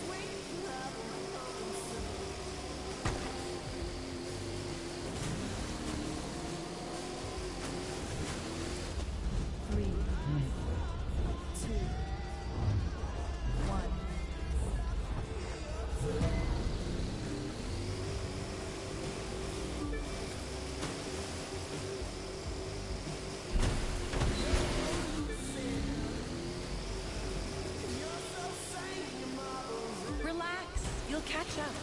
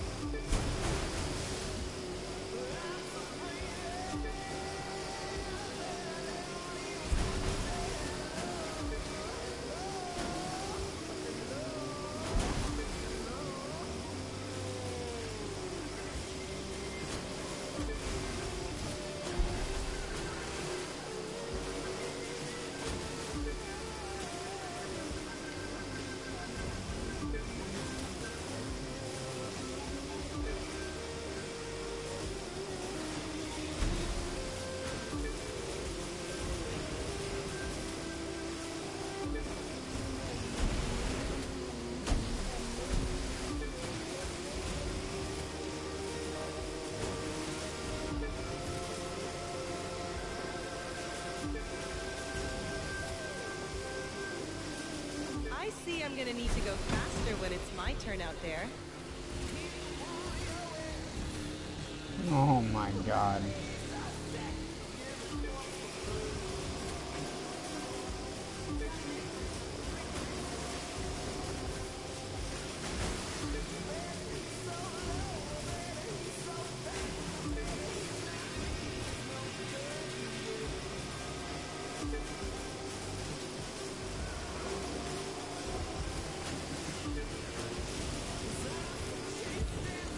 Fuck me.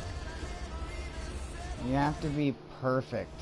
3, 2, 1.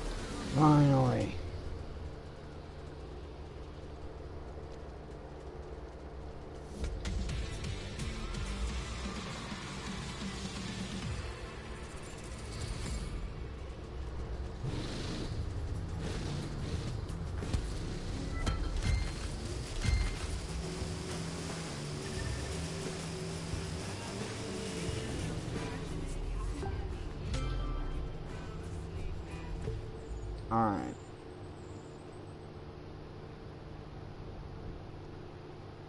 I am freaking done.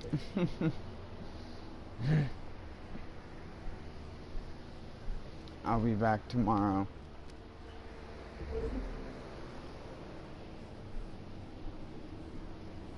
Thanks everyone for watching. And I'm sorry for watching me struggle to drive a boat for fucking 45 minutes. Hopefully I'll do better next time. Till then, peace out.